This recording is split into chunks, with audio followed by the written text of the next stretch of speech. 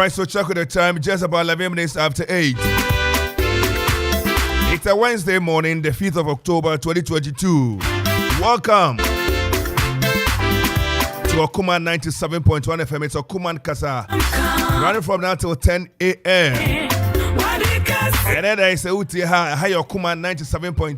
Yatina say, Reverend Lenny Akwadi, or say, greater things the Lord has done, and He will continue to do all the greater things in your life. The panya kupo ayeno, and you nyam and kind of said, na do ye do soon. Na yamuje. Na hoba mwa kamnu mioni medru ha anopai and yam kanya krupo. So guswa ene makese we abrabo me din edi kofi anson bafu atina so kuma kasa. Anapa ye bom sa ko pese no ndu bebo ensem bebre okrom ha beka mu nsam edi kan no. Ye fast da kese ema aboafo ane o maso mama ndu dwumadi ibre wo. Okore Ajiman Brensiamo ena pa kwesi J by J ena Edmond Kwesi Williams Impedance kwesi J sarma temi ensa ena no pe o maso mi mo ayedi dwumadi ibre wo asda kese enko emaom ena bi koma DJ Donzi DJ Zigibi DJ Vibes sarma on the technical and production hold on mo bo edi boy and pe asda kese koma omo once I would say that pay asda kese bi enkoma we are airborne Chekra Nana Kwame Adi Ababe Kamensa ena Nana Kwame Victor Dako Nidim Bebre. In fact, Tafuma for crossing 75 years. November. Ana pa wa ba bobo dia dia say we mo brand be si akwafa.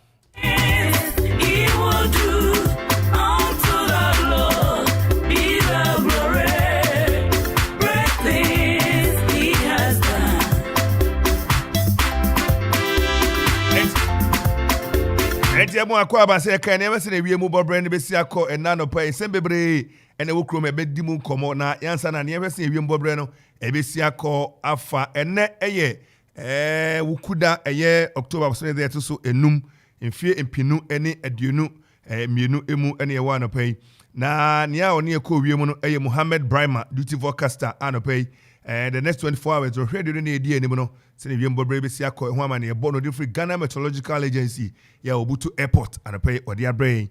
Be kind of rough if we are churchemu ediaba ya epi kasa yi emu. And I pay the summary this morning is the summary is that cloudy conditions are expected over most places in the country this morning with mixed occurring over the forest and the mountainous areas in the early morning hours. Cases of rains are expected over the middle and coastal sectors in the afternoon and evening. The northern sector will experience breaks of sunshine in the afternoon and many cases of thunderstorms with rain in the evening. The weather temperature for various towns, we are picking two towns, Koforidua, that's the Eastern Regional Capital and its surroundings, and Accra. So Koforidua this morning has 60% chance of mist, and the 23 degrees Celsius of weather temperature. Rains, chances are 40%, 29 degrees Celsius of weather temperature, and chance of rain in the evening is 40% with 26 degrees Celsius of weather temperature in the evening. Accra also experienced cloudy weather conditions this morning with 24 degrees weather temperature this morning. Rains, chance of rain is 30% in the afternoon, 30% of weather temperature in the afternoon, and cloudy conditions will be experienced in the evening with 26 degrees Celsius of weather temperature later in the evening. And some are working in say, yes, and to say, the head in the dear Nimino, and everybody say, bokusu pa na ebehunu no ene ewo krom ha emia bebre anapai titu ene ba bia kwaye kwabrento ene mepo ewo no anapai o kire se ene ebehunu se ebo abokusu a bia bo say etu kwan na nam enkoda no yese bo ne etu kwan he be say bo nam wiem afi o say be hu say ensuo so betoto me titi woni mfimfini ene poano no anwumre de kɔ wiade kɔ na anwumre mu no efie wiade kɔ na anwumre mu no ene a ensuo betoto me ɛwɔ Ghana mfimfini emantem ene poano no ɔde ho amane ɛbɔ abedan yɛhyɛ ne so yɛpia yɛ ho yafade ɔse Ghana TV mantem so ne anɔpa owia kataban ene bɛbɔ na ɛde kɔ na anwumre mu no so no ɔmohwɛ anim sɛ ɛyɛ ne a nsubra ne yɛbɛtɔ ewiem bɛtete abrada anyina bɛtete ebetimi ate ɛwɔ saa nsuo no mu ɛde efiri awia mu awia kataban de kɔ na anwumre mu no so ne nsuo de no agim ɛde anwumre no na yɛhwɛ kofrodia ne potamu a wɔkyerɛ sɛ ɛfɔfɔ ɛwɔ wiem no ɔhɔ mu nkyɛmu aduasia ɛne kyerɛ sɛ ne fɔfɔ paa wɔ wiem tubo sɛ bosuo no okasi hɔ a na rescue na ne nyinaa afɔ twɔn wotaa fam a na otiri so nyinaa afɔ na nyinaa ɛbosuo ɛwɔ mu ɛna pɛ wɔka sɛ wiem hyɛ no ebegyina aduonum yɛsa 23 degrees Celsius awia mu nsuo betimi atɔ akwanya wɔ hɔ ɛne sɛ ɔhɔ mu nkyɛmu aduanan 40% ɛkyerɛ sɛ nsuo betimi atɔ ɛna awia mu no deɛ awia mu bɛhyɛ papapapa 29 degrees Celsius ɛno ɛyɛ aduonum kron ɛna ɛkɔ nwumre no so ebehu sɛ nsuo betimi atɔ ɛno no so no egyina ɔhɔ mu nkyɛmu aduanan ne ɛkɔda nwumre a apue mantam ne potam no yɛde ɛyɛ awia mu hyia no aduonum sia 26 degrees Celsius na yɛde bɛkɔ akɔda yɛba nkran so na ɔka nkraman ɛbɔ ɛkyerɛ sɛ nkran nɔpɛ ɛbɔ kusu na bɛwɔ hɔ anɔpɛ obenya 24 degrees Celsius aduonum nan ɔhɔ mu nkyɛmu aduasa kyerɛ sɛ nsuo bɛtɔ anɔpɛ yi ɛkɔ na awia mu no 30% ɔhɔ mu nkyɛmu aduasa ɛna awia mu hyia no awia ɛbɛgyina 30 degrees Celsius ɛyɛ aduasa ɛna ɛbɔ bɛwɔ anwumre fam no ɛna na anwumre koraa no deɛ aduonum sia 26 degrees Celsius ɛna yɛde bɛkɔda anɔpɛ yi boafo ɔboa yɛn na yɛbɔ kɔ wiem yɛnam wiem hwehwɛ ɛsɛ nneɛma bɛsi akɔ Muhammad Brahma duty forecaster ne nsa hyɛ aseɛ every Ghana Meteorological Agency anɔpɛ yi yɛfa sida kɛseɛ ɛma Elise Ayal Company Limited ɔmada Roma anɔpɛ yi yɛtumi akɔ wiem akɔfa wiem mu nsa kyerɛ yɛ bɔbrɛn abrɛ wɔ anɔpɛ yi Elise Ayal yɛka deɛ na yɛka ɛde ama kosua crate ɔsɛ ne wɔ paper graphic dada anaasɛ curtains mesrɛ wɔ adaboa no nɔmɛ wei owe a wɔma sika na ɔde akɔ kosua curtain ɛne yɛnkɔ baabi yɛnkɔ akyirikyirikyiri nti crate no nyinaa yɛde yɛ kosua no ɛkɔ apɛm ne mantam mu pue mantam ne nkran natɔyɛ so na atwerɛda so deɛ ɛne yɛbɛnya yɛ crate a Elisa yɛ adaroma ɛne yɛgu so a ɔbɔ dwuma ɛwɔ kwam so Professor Boku Benson ɛne ne mpani anɔpa yi yɛfa sida kɛseɛ ɛma wɔ mu ɛnyɛ no ko a take away foɔ no ɛyɛ tissue bi ɔyusu ɛyɛ square saa ɛne ne nyinaa ɔproduce bi wɔ hɔ ɛnyɛ no ko tissue runway de si table so efie restaurant adwumam office ɛne wokɔ a ne nyinaa Elisa yɛ adaroma wɔde moto quality one paa ne papa ɛne sɛ yɛayɛ embossment kama flowers bi ɛde dam kama paa first production manya bi ayusu na mdi ho adanseɛ wode ka nsuo a tumi pepa nsuo paa ma table no so ɛda ho wan ɛnyɛ no nko sɛbi ne yɛde gyaɛ nan no so ɛne wɔyɛ ne nyinaa bi moto wɔnyɛ nan no a ne yɛde aburodua ɛne dabi saa ntamago ne nneɛma no atwam mepakyɛw nkɔfa yɛ adeɛ bi ma ho ɛne Elisa Yao deɛ ɛne ɛyusu nti mo a moyɛ store so nyinaa mfo ne kyerɛ kwa mo so Elisa Yao na mokɔfa bi ɛnyɛ fena bɛkɔ akyikyiri akɔfa na polisifoɔ agyina akɔ asena customs foɔ na immigration dabi kwam so ha yi a na wagye wo deɛ nnora mekɔ baabi na mede wo nkɔmmɔ na nkɔmmɔ a medi nnora no kyerɛ sɛ ɛne ɔmo ne Elisa Yao foɔ bɛtena ase na ɔma ɛhyehyɛ papa yɛ recreational village ɛne woduru konkondura wokɔhwɛ w'ani so adeɛ wɔse yes ɛne deɛ ɛnkyɛ na ɔne Elisa Yao bɛhyia wɔse ne tixi ɛbɛyusu hɔ anyinara na Elisa Yao ɛde ma papa recreational village a ɛnkyɛ koraa ɛno bɛdi nkita ho na ɛde ɔma tena ase abɔ nkɔmmɔ anɔpa yi wiem bɔbrɛ ɛho amneɛbɔ ɛne ɛde abɛda wɔ yi great things he has done.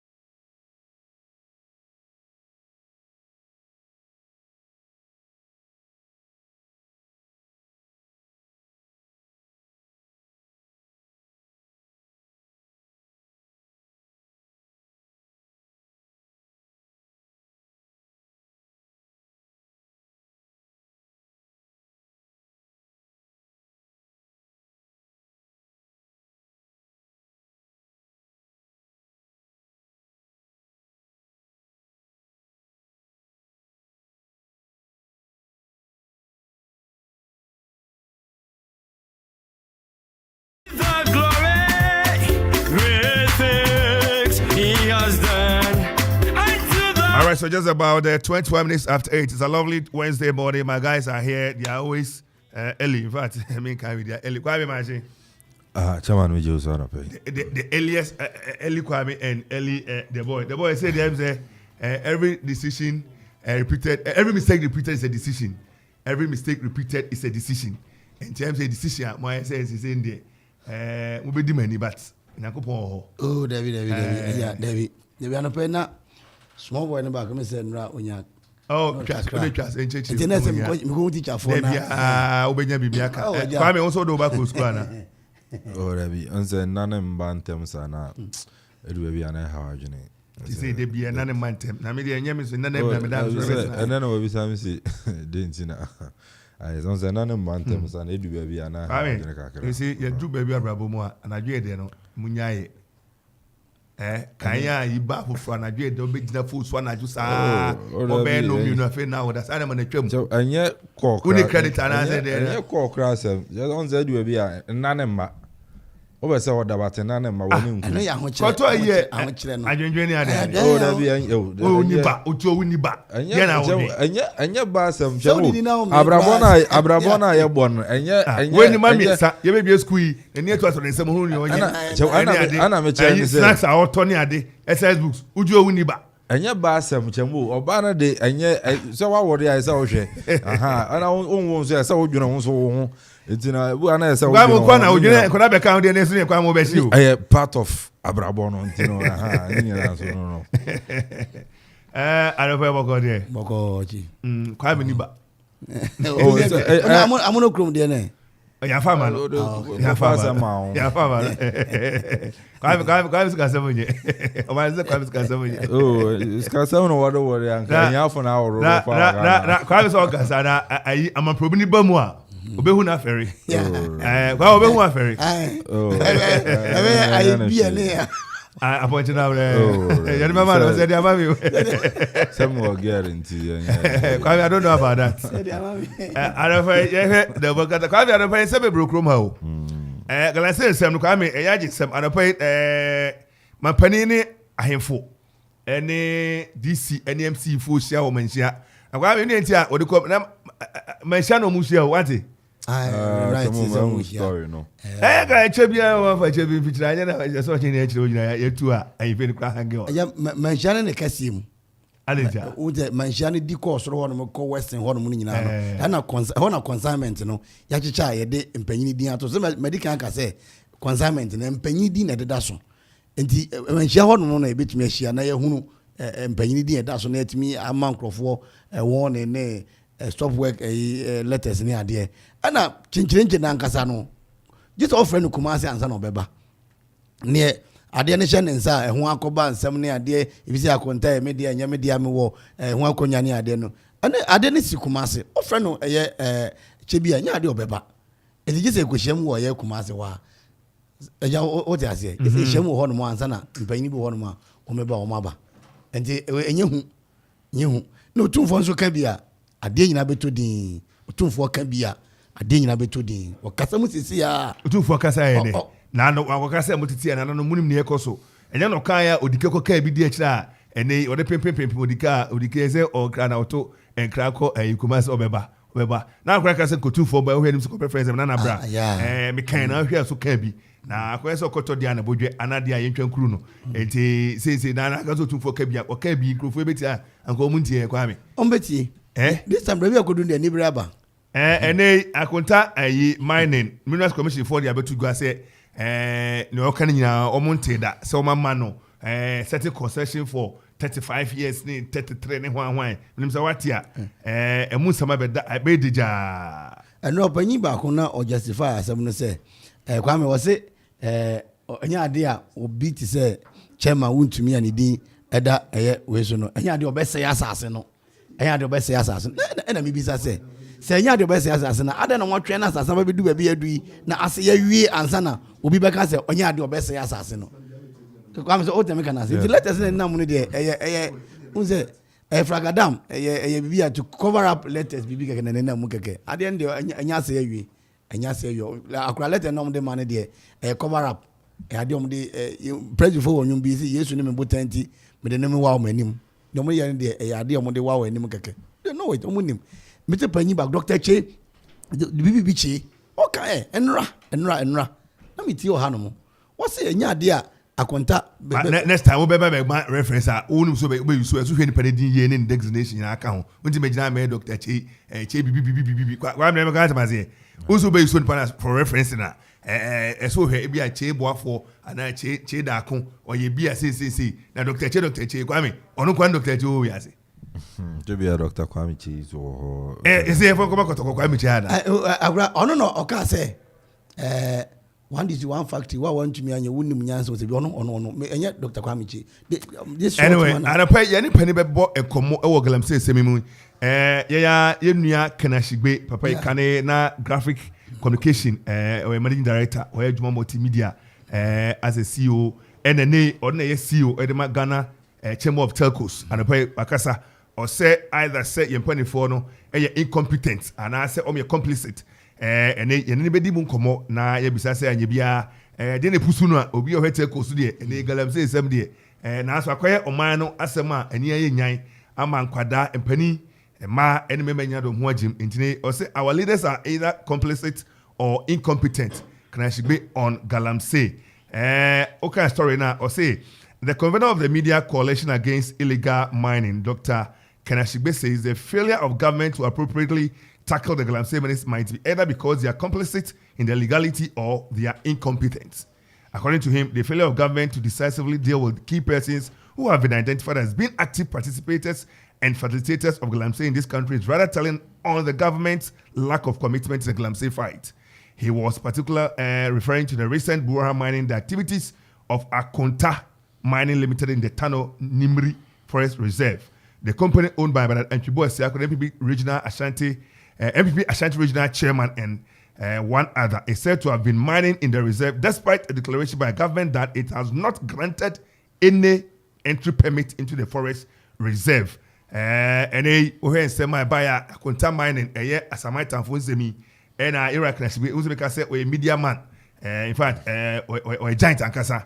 And Dr. Kanashigbe the convener for Media Coalition Against Illegal Mining. I'm saying you are Jimbi. Na in fact okundi kwa mse de Galamsey ye ko adada njem se de no che se won sa ban na sa ban ho won bi empanefo e no hye kire bi ana se o mu hunu kotoko fa kuro wanhyem ntare pa ye ne Iraq Kanashigbe ebe kasa nti ye behwe chamo uche Iraq Kanashigbe asena kai na ba media juma na onim papa aben enso e ana o hwe nsema o kana Mejemedi meneno ebe ya adwenem nzante uhwe Galamsey insamna uhu se eye MPP mpanyinfo bi ehunhyem but uko kan den yenya nim chama wuntumi yenya nim se o consignments ewo Ghana Akonta mining ni wa out aba ka e dey afa say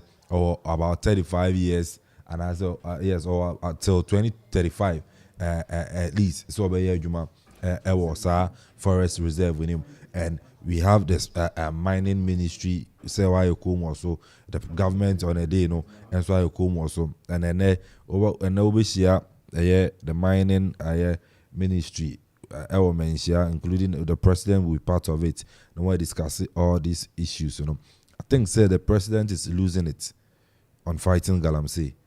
The president is losing it because GDA and as well shall farmer man paying the cars as a mibra Ojina Bama Sona or catcher Ghana Fusi or Butu Galamsey whereby and poor ordinary presidency at so then Shabia Galamsey Abedu Yinsu and Sua say I say then put nipa a woman and Casansono into me and Chinwa Johnny and Gosu said, oh, Galamsey, despite some of your party ma, despite some more Benmu. Now, so Muju Media Mudino, a Kotia, a bang, and I say a say or mangano on a day. Now, so no win to Minka, a betanasa home, say ne Ghana for. Na nipa kume bi Jumedia Woodino, I say or manana. Debbie, and intina, ye mu be journalist, maybe a sorry tia, a sorry general, see a beck can seniority. Among the direction in terms of fighting Galamsey, and here no na year then we have it on tape.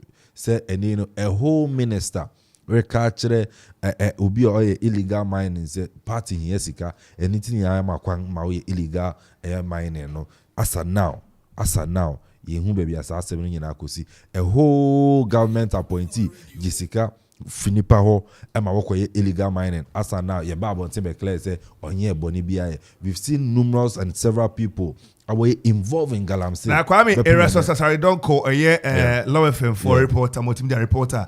So, would see near more for more a da one more coy, so more documentary film. Kwame, now just a can air set okay, say, near afraid so Jafoni police before be go. Was okay as many as 35. Now, on buy no see camera ye J and the phone. Just a name I call by and say, just say, Kwame was a penny back of Kwame and catch and say, near Wuye. Mitwe betimi abo kun a enye me hwe wo cry nobody will celebrate you Kwame and we heard the impunity akakaben samne ahoden ne nyina so ankrofo di adwuma ya Kwame ya hwe ya mampani besi form no na I legacy o because ideally I can say me beto a na ka ba bia Galamsey aduru de pempers we kan wunya so de sika beto petrol asasa apparatus ne de so ko man hye kosia anka Ghana for ma hu se hono de enkoyie. Because as at 2017, the University of Ghana Business School report by, and we say Galamsey is a political situation. That is a political solution, a political action. Can you walk again? BCU DNA na okay can na moy.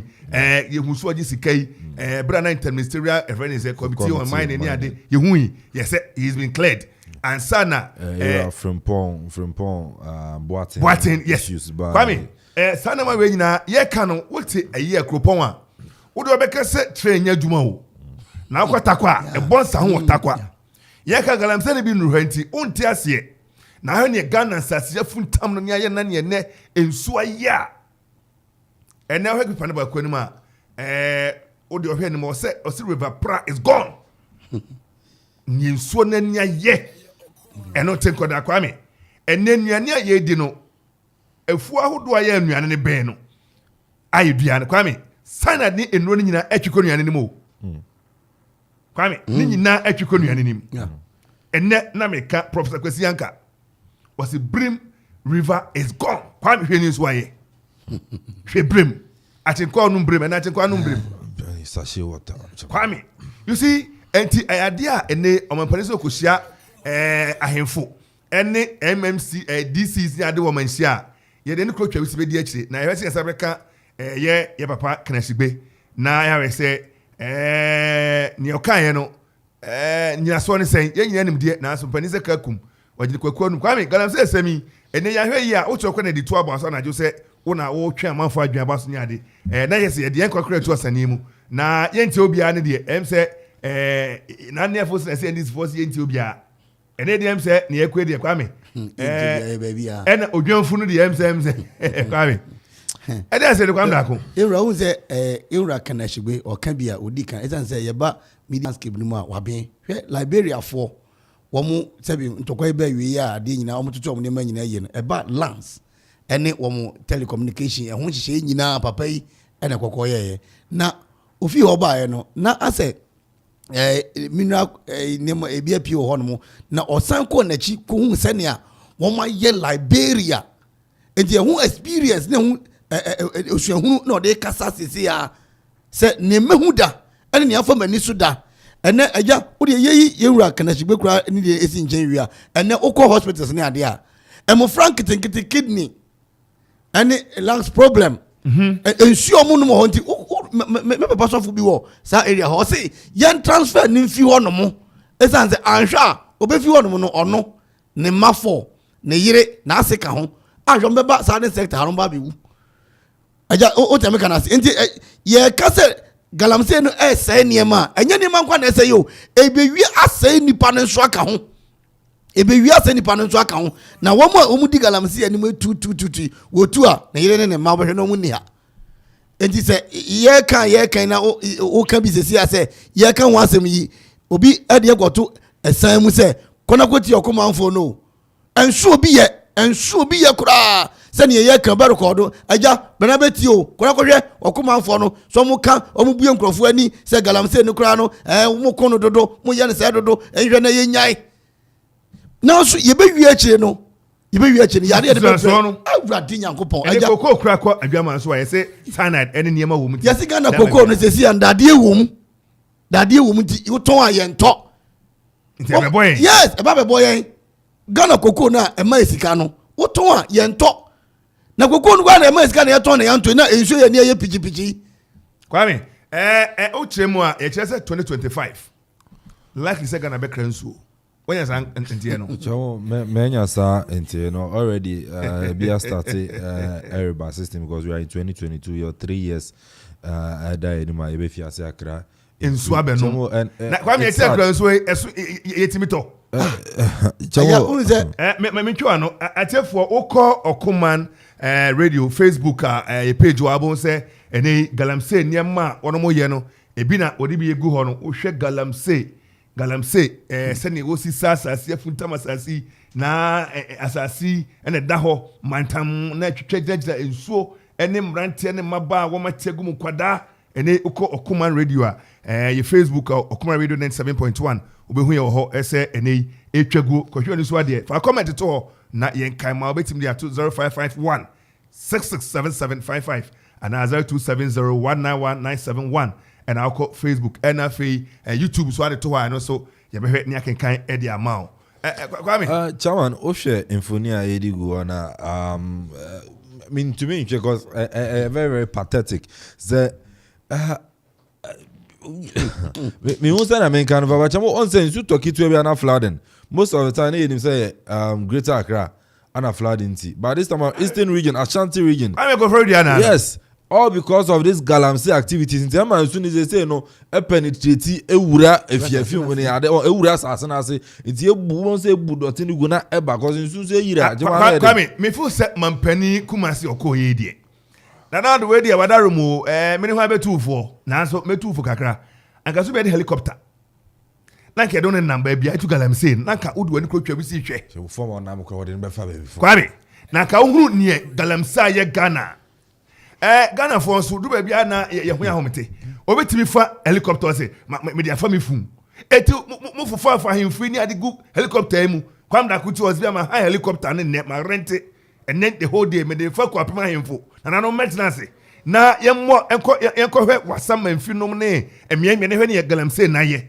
se be tell say galamsey aba important ha Kwame do bi ntimi nya we e fu an ke fa mai o penny to me charter flights via France Me go see 8 hours one hour be a charge yan na tika helicopter kwa de say ayi posi for obi military for on so anka hemfu anom ko chane emrem DC nka so mo helicopter be say bia num wosimu ni machi na papa conform na no mo hwe na ne yeye de ase agro nto ho ene Minerals Commission ti aspe Minerals Commission for the abetugwa or say Minerals Akonta Mining Limited has no permit to undertake any mining operations in Tano Nimri Forest Reserve. Minerals Commission the abetu ekwa then we have found Minerals Commission and then we have unim ti ate hai na NC be ka say Okuman phone permit say wode radio ni eye Kwame na 1 year ni ko 2 years here that so here Why you be arrested? Mami can sorry ni crunch now. As the Minerals Commission of Ghana has reiterated that Akonta Mining Limited has no mining lease, mineral rights and or permit to undertake any mining operations in the Tano Nimri Forest Reserve or any other reserve. According to the commission, the minerals lease granted to Akonta Mining Limited fall outside the Tano Nimri Reserve, and thus documents purporting to indicate otherwise should be treated with the contempt they deserve. For the avoidance of doubt, Akonta Mining Limited has 2 mining leases in the Samre Boy area, granted following a recognizance license granted on 15 June 2011, and a prospecting license granted on 31 December 2012. These are mining lease over an area in Samre Boy dated 23 July 2021. The lease in circulation, a mining lease over an area in Abu dated 20th Commission said in a press release dated October 3rd. The commission, however, revealed that Akonta Mining Limited did as a pending application dated August 25, 2022 for a mining lease over an area within the Tano Nimri Reserve. That application has not been determined by the minister who is mandated by law to grant or refuse such application. Kwame, you see, and Yen himself behind the scene, there's a certain code will be between Minister for Lands and the same Untumi. Yeah. And you see, another charismatic say, Senanado and Pamo Untumia. How does he sack him? The people have voted for him as or the mandate of the people. It's another party, and he has no mandate to go and sack him. I think that the company must be taken on. And want to be and whoever the directors are must be taken on, Kwame. Chairman, I think okay. Yes, I'm out of you. When they are about to at August 25th, say and can open. I am prove Minister prove interested day and Otimko Ramso Kutu a former good year, Kwame. Jawo, Captain, in some more can say on paying Pamono. Yes, I agree with you. That on your government appointee, a party na Atuaba, a party our mandate, chairman. But Jawo, you say about the new patriotic parties. Open the leader of the party definitely will be the president. Nana Dankwe Akufo-Addo. Obe to my friend party chairman. Akachi say, I want to fight Galamsey. This is our agenda. MPP as a party, we want to fight Galamsey. Ain't the original chairman now all Mwamayan fighting Galamsey? No, what are you doing about it? About my friend, the party leadership. A question was, this is our agenda. This is what we want to do. And we've been saying them, so call your party member and ask your party chairman to order. No, so na yede. Enye ne sene fata. Sene be ya party ni yanshi shemu ni ya dream ya besa o man no kone ni muno. And also to mako. It I think say. Captain, yes, we're making points. A good point. He's during the presidency, so Minister Beko Galamsey, the regional chairman in the central region. Yes, we should call him to order. Fantastic. That's what Captain is saying. But Chamo, Uche chairman untumia as Yasuso on Swache. To be honest, and no, that's the case. Yes, I agree. Yasuso on Swache. I consider he this is one. just a regional party chairman. Yes. On your minister, and even if so, a minister on Singana Mra. And Galamsey fights we you could lay bill or parliament I am ra.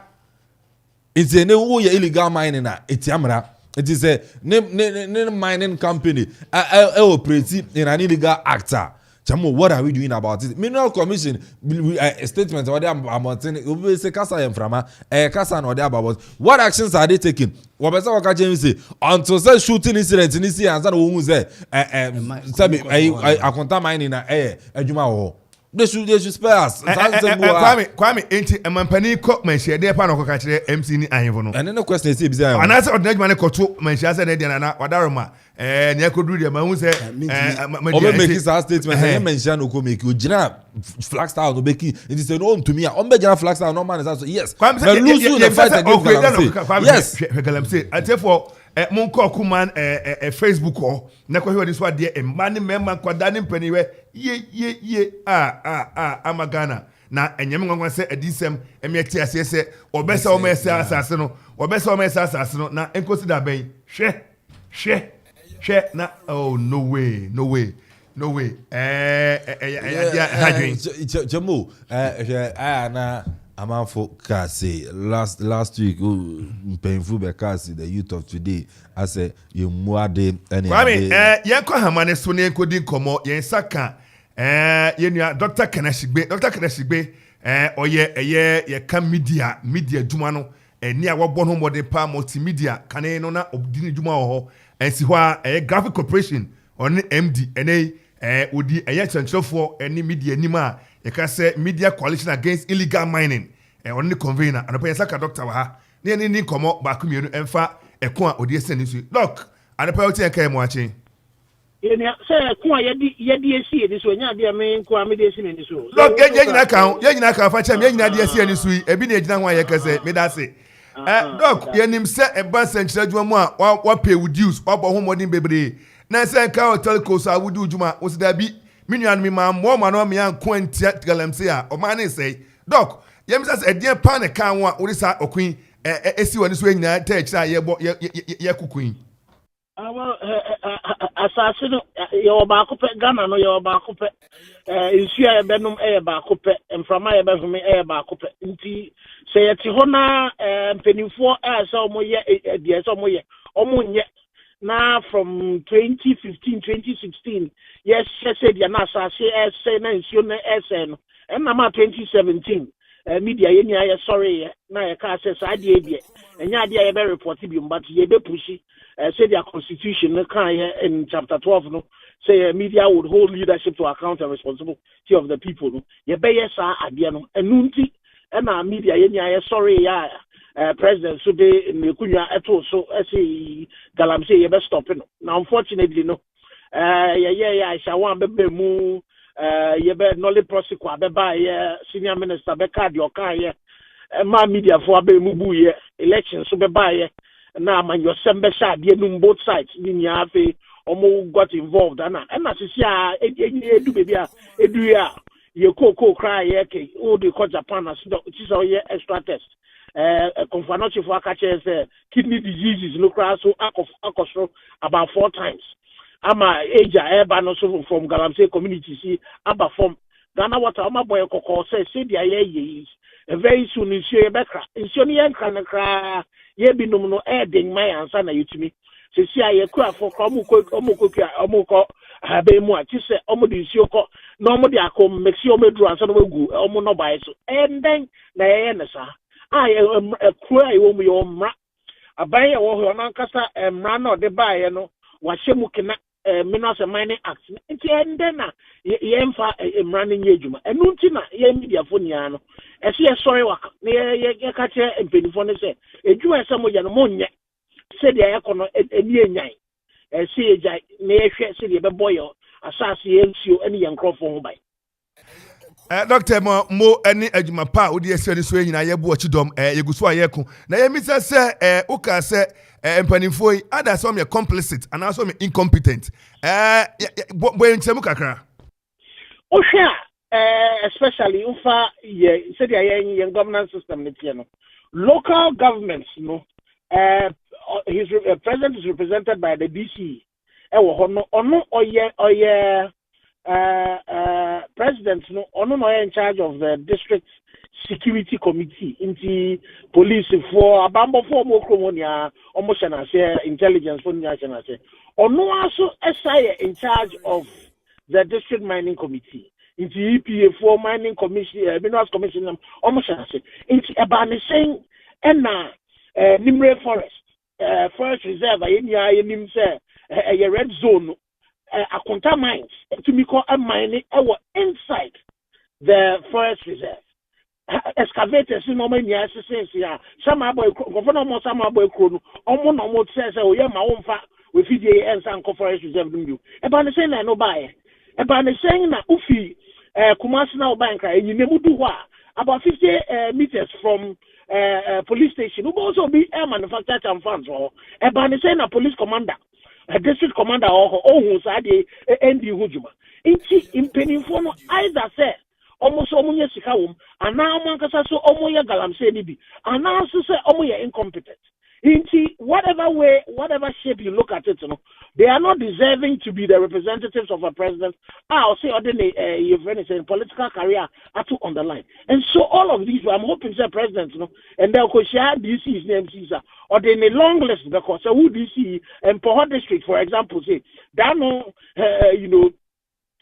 regional minister na say oko ansa na otumi ko dislodging kophobia mo ye Galamsey wo district na sama boy was na Akonta mining no obeka say wo su DC unya wadwuma inti ye yiwedi and no na CCC ye do because we are in a crisis inti me say I agree only with Occupy Ghana so baby I do say no as a president for declare state of emergency now you're making sure say the district biara because we start a manner Article 31 obey to me I impose state of emergency in particular district. It's a district biara Galamsey one. You impose state of emergency one.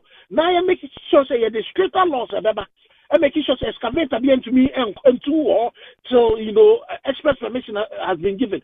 Now obiara was say assassin yet so. They're making sure say they're educating our community.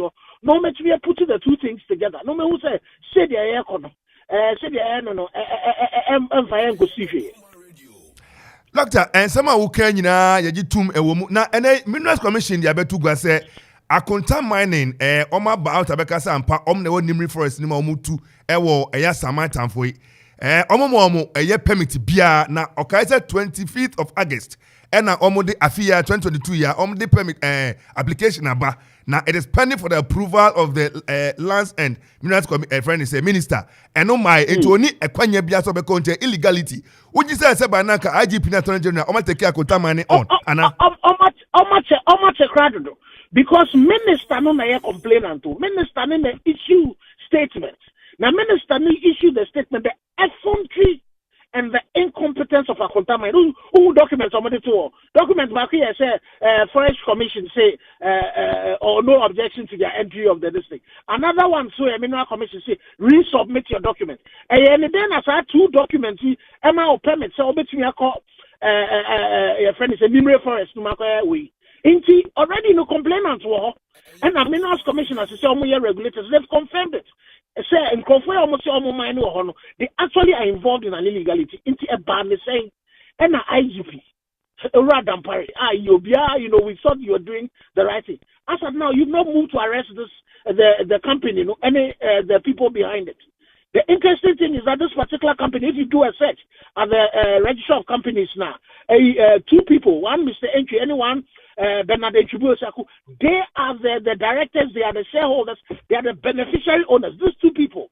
And they are the alter egos of this particular company. You see, by this time, we should be pushing for vicarious liability against 2 directors. So even if they were not actively involved, definitely they are as the directors, they have vicarious liability. And so by this time, they should have been an arrest. Investigations should be happening so that the Attorney General can prosecute. Because all per se, all solve the problem here. You don't treat people differently. It doesn't matter whose ass is God. Once you break the law, I can attach the naya. I see a channel name making sure say any farm kwanzo. Into so a contaminant if they themselves they are self-confessed, suspects. Say they are mining there and they have a permit. And now the Minerals Commission that issues a permit says they have not.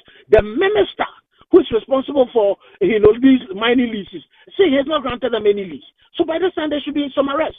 And it is sad that as we speak, nothing has happened. I am hoping, sir, in the president's Oshale MCs, that the same way he spoke about Achawano, he would also, empower the Attorney General to ensure that the maximum sentence of the Minerals and Mining Act, as amended, no president, that punishment, that are due for Akonta mining, it actually happens. One year, then the president will not have any moral authority to be able to fight this. So, Asofuna Yachiomo Lembele, Caroline mine, you will not be able to go and prosecute them. I shall want crowd watching. Why would you prosecute him if you decide to let other people go? Doctor, you say, and they were Bernard Chubuosaku, one of the directors now. Ashanti Regional Chairman of the MPP, Chama Wuntumi, Waba Outabeka, Company India, or mine concession. Na ebi Kasebe Yanka, Mampani, Akoye leader of the MPP, Ankabe ya, Omo, and China Sukra party, and say, Mimi party, or Abamu, Nami Kutagalam say, now so ye, na Ujina Bonti Timika say, Mina me ye more permit 20 permit. Would you say Mampani, I was so Tunususa? Well, and I make you read for me, when it comes to the partisanship, I don't even want to look at that. The point is, or stabbing president in the back. So if there's somebody that close to you and it's your party and is stabbing in the back, there are very fair president to Lee Kuan Yew. Or no, there was one of the ministers, under the way of some private company. Emma, Sikamuko spending on us. Not only did he lose his job, but he was actually jailed. And the reason was that if you want to fight corruption, you fight it at the very top. If we are saying, sir, mining without a license or a permit, a crime under the Minerals and Mining Act, then this is an example for the president to actually show, sir, so far as meeting the presidency to the line, it does not matter who you are. Whether you are Kenneth Ashigbe, you are Mr. Entry, you are Mr. Bernard Chubuosaku, once you have fallen foul of the law. And what else again? What evidence do we need? The man himself has confessed. There is drone footage to show the destruction that has taken place within the Nimre forest. There's drone footage to show, sir, there are vehicles of Akonta mining within the Nimre forest. There currently between Akonta mines for any summer boy for no. It was because they wanted to move a lot more equipment, including washing machines, into the forest reserve. And then stop at this idea. So, in terms of evidence, again, I don't think there should be any problem. It is sad if by this time this arrest has not happened. I would leave the political parties, though they are public institutions, to deal with themselves. But what I am concerned with is that the president has to act. Doctor, we are in Sema Wokaya, Mamin Faun Kowachikakra, as at 2017. University of Ghana Business School, one Dr. Abdul Gafaru Abdullahi, or a cell lecturer at University of Ghana Business School, and now or the article be by or say, the Galamsey in Ghana, a political problem requiring political solutions. And to you, said, Mampani in the political career to us, went to me, a obesi form, opposite Mampani, or the baby, I saw the Nejmanatuana. For me, at this stage, I would want the problem really resolved. I'm not too sure whether it's the 2 form or the 1.2 form really resolves it. At this stage, for me, my focus on it would be the fact that what it is that has to be done should be done. It's you do maybe it's getting to a point we the citizens will have to go to court to compel the leadership to do the things that they have to do. Because the political actors that are involved in this, now we don't need any more speculations. There is evidence, one evidence. And you see, as you say the same thing, in the same government, it's the government's own minister who was the first person to publicly come and say, this is an illegality. So why is the other, your friend is saying, arms of government, also not the other ministries, not supporting the Minister for Lands to ensure that, beyond just the rhetoric of the fact that this person is involved in an illegality, you take it to the next level. Why are we not ensuring, say, excavators here, you better job blocking until you can't move anywhere? Why are we not doing that? Drones here, why are we not seeing it being effective? That it would take the minister traveling to a place to go and see the damage and express shock. Because by this time, we should be able to sit in our various offices, districts, and all of that to be able to do that. And for me, the most important thing at this stage is maybe very soon. I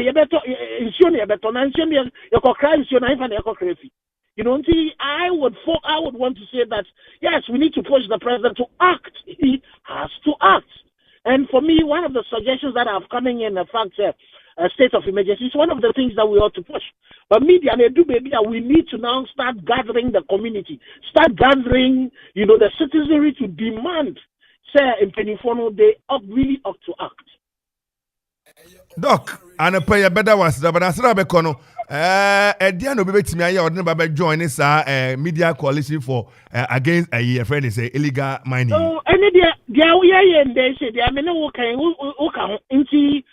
anybody who wants to join and you don't and you're quiet to use and the only thing I say against Galamsey in your very small way that you can your business. You are supporting media houses. You are also focusing on that. You are supporting with advertising. You are supporting with providing drones for media houses to be able to do a lot of the investigative reportage. Media for us to be dedicating a lot of airtime, to push this particular Stop Galamsey agenda constantly. Cases court need to follow it. We need to start gathering listeners to tell the president this thing is not going to be accepted. Signatures maybe I gather very soon. And the steering committee of coalition, you were meeting at 1:00, to discuss the next step. I'm sure one of the things that we'll be looking at is writing to the Attorney General, pointing out to him, so who say contaminating idea, to take some action, and then other supporting things that we can do to be able to resolve the problems that are confronting us now. Doc, and a pay you better was say, and they Obreno Adachi, and that's be permanent best and Wakasa. Yes, it does. And a prayer first like a sema Dr. Kanashigbe, Papa, send ye Nibre, she city now or G, so near Becasa. I mean, some more kind idea.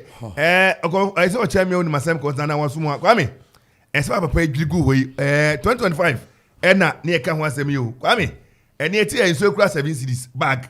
Na ye Bekra. And never your dear kidney near my near Kanwasem. Kwame, what fun is say? Chairman, in summer era, Kena Shigbe, kind of fantastic delivery, and we're making things clear. And Chamo, some kind is the government, I don't know, just they've lost it. Let's be honest, the government, in the fight against Galamsey, the government on the day, will lose. But we as the media, then I also area found the best thing we could do and as we can do and is a yebeka yen ho abom ne yatwe aban na adwene ade asisi so omanpanyire and some abribi atwam 2017 oba abonte meka kire Ghana fu say you are fighting Galamsey or you will fight Galamsey impo o presidency eto so no ye hu ne sa well party nkrofo your party people and you know we involve wo Galamsey and I say one worry to Galamsey you know what are you doing about it and your man paying requirements akosi nkonya akoka Galamsey at dem person no man paying akoka okokasi when man fight Galamsey and okokasi we fight Galamsey to a certain level and he will feel say wedding kunimu and I said then what is he going to tell the people and on okokosia won and now Chairman won to me and it's not chairman won to me alone. On na dey about it's not chairman won to me. You said the former general secretary of the party. John Mwedu. You into Galamsey illegal mine. I'm a net driver. We saw it on tape. Net driver, a bribe and military officer. Net driver. 4,000 Ghana cedis. My military officer said, "Yeah, na mama nko." It is Sanya man nyina no see about 2 years ago then he found mama be no she ne excavators no regional women organize regional as a national woman Kejemfo regional women organizer me ba obedi ayo I say I say judgment day obedi say to me why judgment day na na no ada abai ba ye o say ni si a hye ne ma be ukai a no waje no asana Kwame you see ye kan obi ntina ba bi na onka say e fam ho e ba e fa nipa ho eba efanipa ho ene Galamsey semisa wo hwe Okuman TV ya e wo Facebook a Kwame enema etwagu ha no yebisa se Ghana nananom de asase man se netini ne eja ne sama ntirima Kwame ene hwe aje na se na wo kan fanse oba e wo fanse wasa manfi na okọ secondary school ho no ma se ho na etu Galamsey ne kese pa so benum si ho na ode aba enti o carry kidney ni fi ode aba the lands no se fi ho na ode aba and I fancy oh mammy and son more hormone, who are quantum more hormone. So I say, Medica say, Yura or Mampenny, call Cocumas and a day. Nipano, would you want that? Uncle on friend in Crophone now won't cry. Non friend penny for being common into a mofo because Kijan Fue or a penny or a party, a chairman to me, will be enemy. And there are other gurus. I need more say when we the Juma or Moya ni.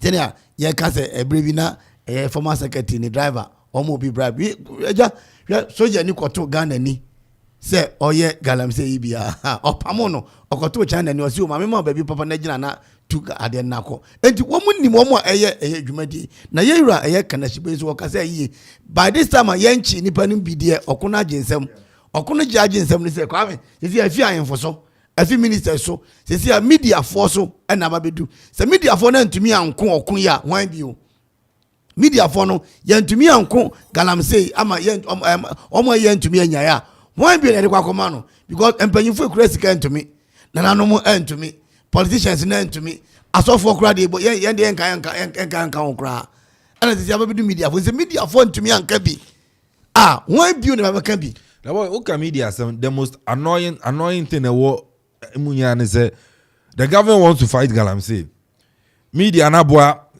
government na man fight Galamsey anyway then the government will be fighting the media. So fighting Obuana fighting Galamsey. That's the most annoying thing I was adiwe nyina because you see journalists trying to help Obua onono journalists no skene nkwa echo site echo twamfuni betere Ghana fu say Galamsey ne besi etu ate nipa bi enso no empene anaza emu ama yentu se na yensu ensuwa ekoni se na ye ne ye bi aye ne entwa yinti Ghana fo nhwe then you will see government officials fighting media, fighting the media, and also fighting some journalists. It doesn't make sense. It doesn't make sense. And you know, on man paying Udiana Babo Cosona Gina, Bamaso, and the presidency to line so. So, when I ever bought him, your best sir, or man paying. Madam Aka, I mean, Nimnia Muka comments. Yeah, I mean, now, international bodies, I almost say a brave UK or paying back. Sikasamoana, Nidiana Broso, I think £5 was £10.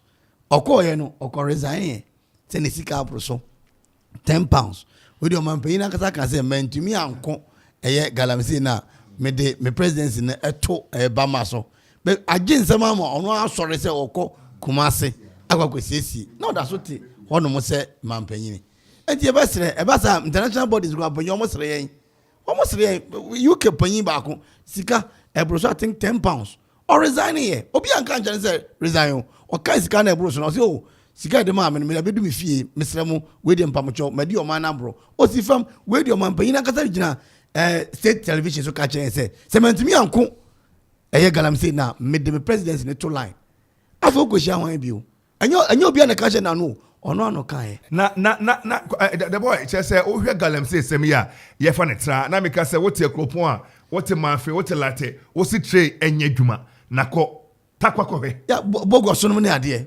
ene wote as galamsey de me de fa mo be ebi na ka say oba be ko suku obenum nso ene kofo mu ajodi nso obenum ni ode be spray ni koko squad just so free no de akọ kwa me koko ene kwa ene Japan ni ade yesi so yes sign test wan ene ade kwa me enti galamsey sabi onti ni ekun krofo o ma ye kun ho aye hu ni o ma ye nte ene ensuo ni pra ni brim no ma ye ni ade kwa me ni ekosu de mampani mse anka kumasi ni hu hia o se okoka sei okobuko do japa chew achi o mse me pamocho munya djuma no ma mi ana onipa ni onam sini yeti meshak honorable IMC eno ni aba na musini aba bakro na say official we ko be kura so residency that's what they say kuma say regional party regional chama say so kan ko be ko bi onu so ni issue na and regional minister chamo we are talking minister free on office wako obi district wako ejima this is not why the MC no what why there you are joking and as I say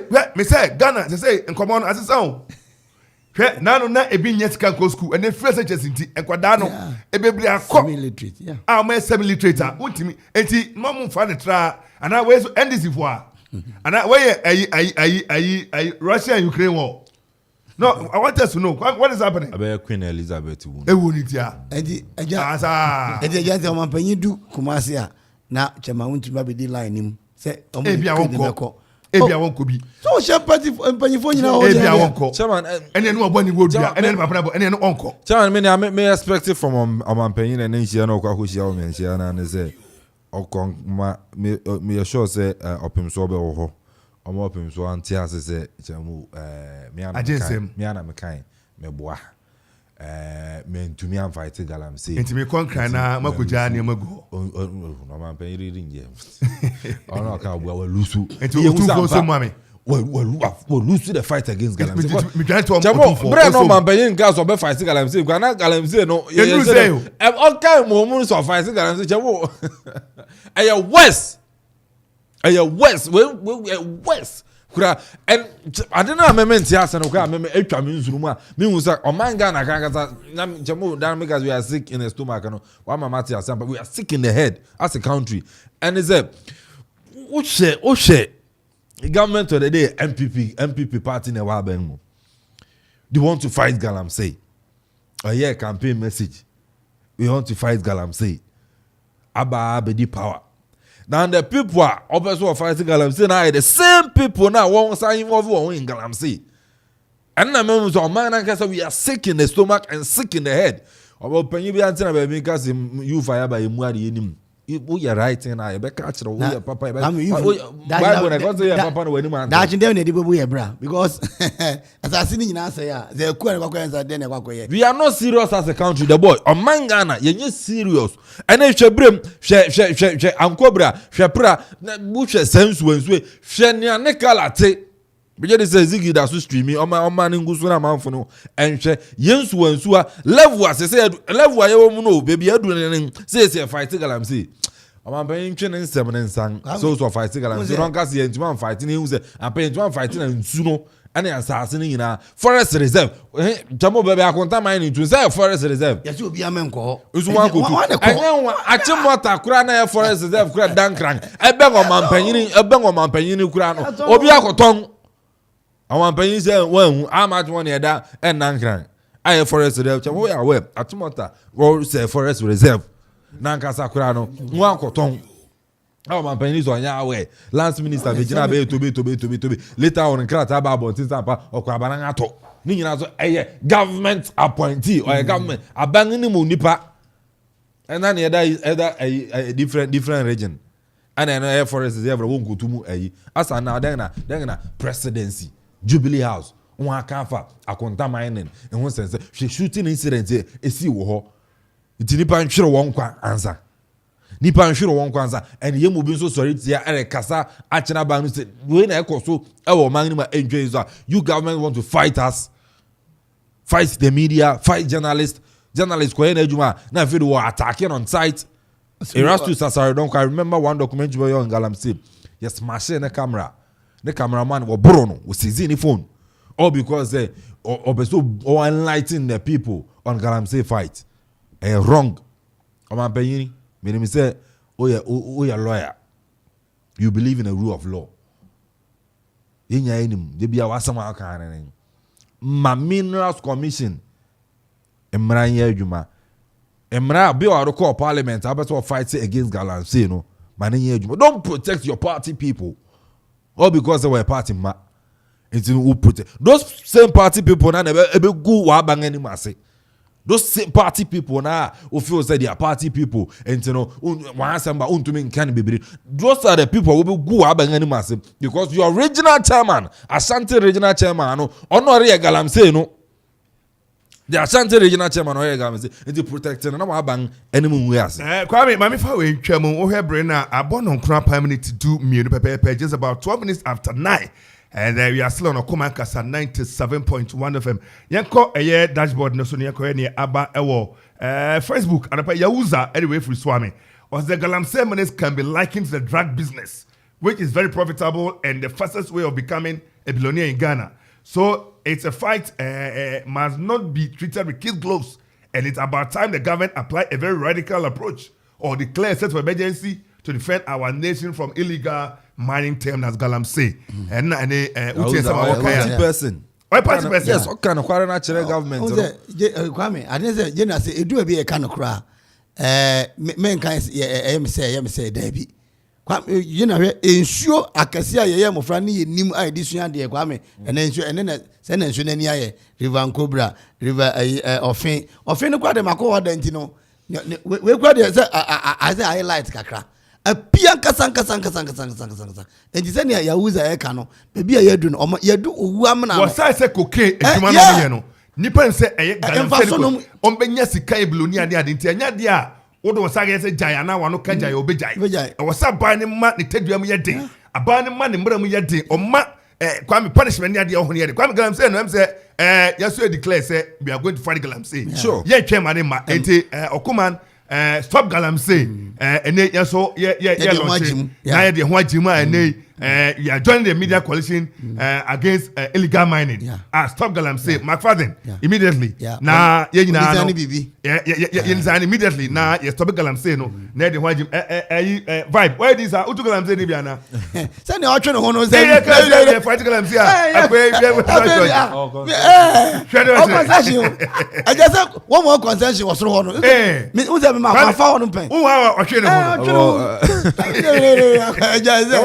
He's disappointed in the government on the fight against Galamsey. He's disappointed. Over to text message alpha 0551 667755 and 0270 971 and not be cussing be. I'll tell you, I'm not be say I saw them come my day. Because you say pews, but be kind. Now be say President we money so and some campa ni bresem Ghana for say you mo fatasi ma ubie line crash as I for be na era crash be ka say e wo sa utifie wan obi ad ne wujim ye be kransuo mami abrana ne be kakra na nsuo a woto no wa say wo beto to bia ko no enei ye kan we odi free swami Kumasi swami obeti Kumasi o the stations are after Kumasi go here o he no chere say ne ye kan no abama ho nyedin ne fa ho nyim obiti ekropo obiti manfi obiti late ha ne ka me ne Galamsey de bu obiti emenyo odwure de menyo ohum dia ana menya ohum odwure dia e de na me de fa me. You see, this are new man. We need your input, we need your comment how you are feeling about this whole thing. And I said yes say Kwame sabi anyasafo ye din ya say Jimmy for years o yes anyasafo ye din ya but na Jimmy for ahuri no mu di so. What is that? I think it's Shakespeare also. Ayawunim asema wokan ebiasi wo ye important ha ba bi ye fresh so amanfo no mra na anwunu kro no ho wo mo akọ school kaka so ye ma and say wo mo asabi twitwa bi ye ko ye so kro no ye mfa to ha ya besinde Kronda baby Danwa. Sisi amanfo ko school na dem so mo tre kro no hyem ene ade but sebi o mo kwaro mo ka so yemfansi ya na nton echenkan ma ahoho no echenkan na ahoho na kroma na kasa eti baby mantri aketu abi so enti ye kan obia mramfa no ho magim na ye stop galamse me say anya hwe oba brante wo tena ye ntwara so na onya adwuma bi anyino bi bedada na so basima ye nko akire hanu ya achimachire bonya adwuma ya okọ na etuo ka na what one day oba panya bro say oba panya tua kan wawu ono se osie wo no ese se wo to fama oba panya se osie wo oni adwuma ye to de ni bre tu kwan ekotu galam se tuo so akoka no ne na bro na wo owofo no wadi kan sie no enti ye kan obi anfa ne samra na ye kan ye mpa ne poma sibre siesie no ai so man be se ya ese ma ye nyina na mu yimu bo so ye ntra se mo man ne se ochima ya se bia ye kan me ma me ochini o se ochima ye hwe man ne se na se si ade Kwame na ko ban shake say amahini for no because the regional house of chiefs and go for that no uba bi say ayi Kwame Eastern regional o chehini ne da no ese ba na o chehini ewo masia ho but now Western regional house of chiefs because Kwame they've all failed us. That doesn't mean pani Ashanti region, Eastern region. All go to Galam. Why Galam say power Ghana, Ashanti and Eastern region. Anyim for Benu no sabe nana no mada Roma no pay. Mutu deng na wore ka fa ho. Ochini sabe deng na wore ka fa ho. Ochini tax force na na call Nimri Forest ne ayi akwenta for the coffee. Is that the right approach? Shooting.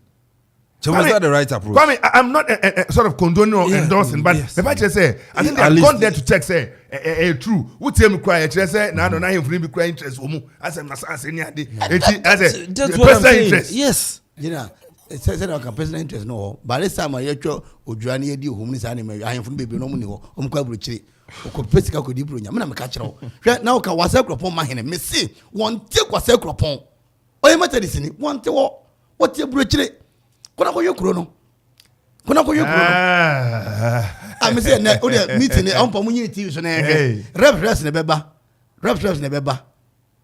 enti baby o man baby adu ne de me say anya no nko bedu baby ye nya bi kura bebo mo fra be games ni ade ye nya bi baby be games ni kwa me ye be tu galam say baby o be nkasa anyimfi baby o be tena nkasa edi nkomo na nkasa galam say nsu ba be bu egu baby amofra be bobo ye nya bi baby ye be say be private ye nya bi ko so be ko odum no na ye tu galam say baby ye ko tu mirikanta enter regional cb ye ko akwatia na omo diamond bibi diamond e won kwa ho pe club house no e kwa ho pe na kwa na ko tell say we dey ure fi wana club house e kwa ho pe I consolidated for omo club house yeah GC na ye ura mu ko e kire won mo e ko baby kutu ye ko ye anumere training last training bi shake up baby e fa ba no ye baby o no baby e fa ko no ye baby o no na ye si kwan no ye to no mo ye to na akwatia baby e no ya kan ko ta akwatia baby e no kwa so bi kwa no atra won to ni mo che me akwatia baby e no kan oh galam say nti aka kitu na me menu ya me di na achi nkan su fa no koi galam say nti ana ko baby ya pon school ya bana onze ka ya twen yen ke se be fine ma about 4 o'clock mo fra da so school mu na so say ye fa bom kwan bi na ye kofi na baby ye ko fa no onze won tu galam say nti won na nsu ni ya dem enam ti nsu na yiri ina wode abo anidua board ya dem atofo nti so na ba dem obefa na me first person na me twa me we about 3 because na adam for ba ko kan me brother na wachi jono no ban say onze so ayetoro ana yi no ana to nyame nko a ya adam for no ka ya ho no ana save me brother all because of this galam say you know agwati ade ana chain so nim sabe na unim say ekoso it me tu galam say na ya kata edi kakra bi na omo etu no wa akire nso je ni no de opa bra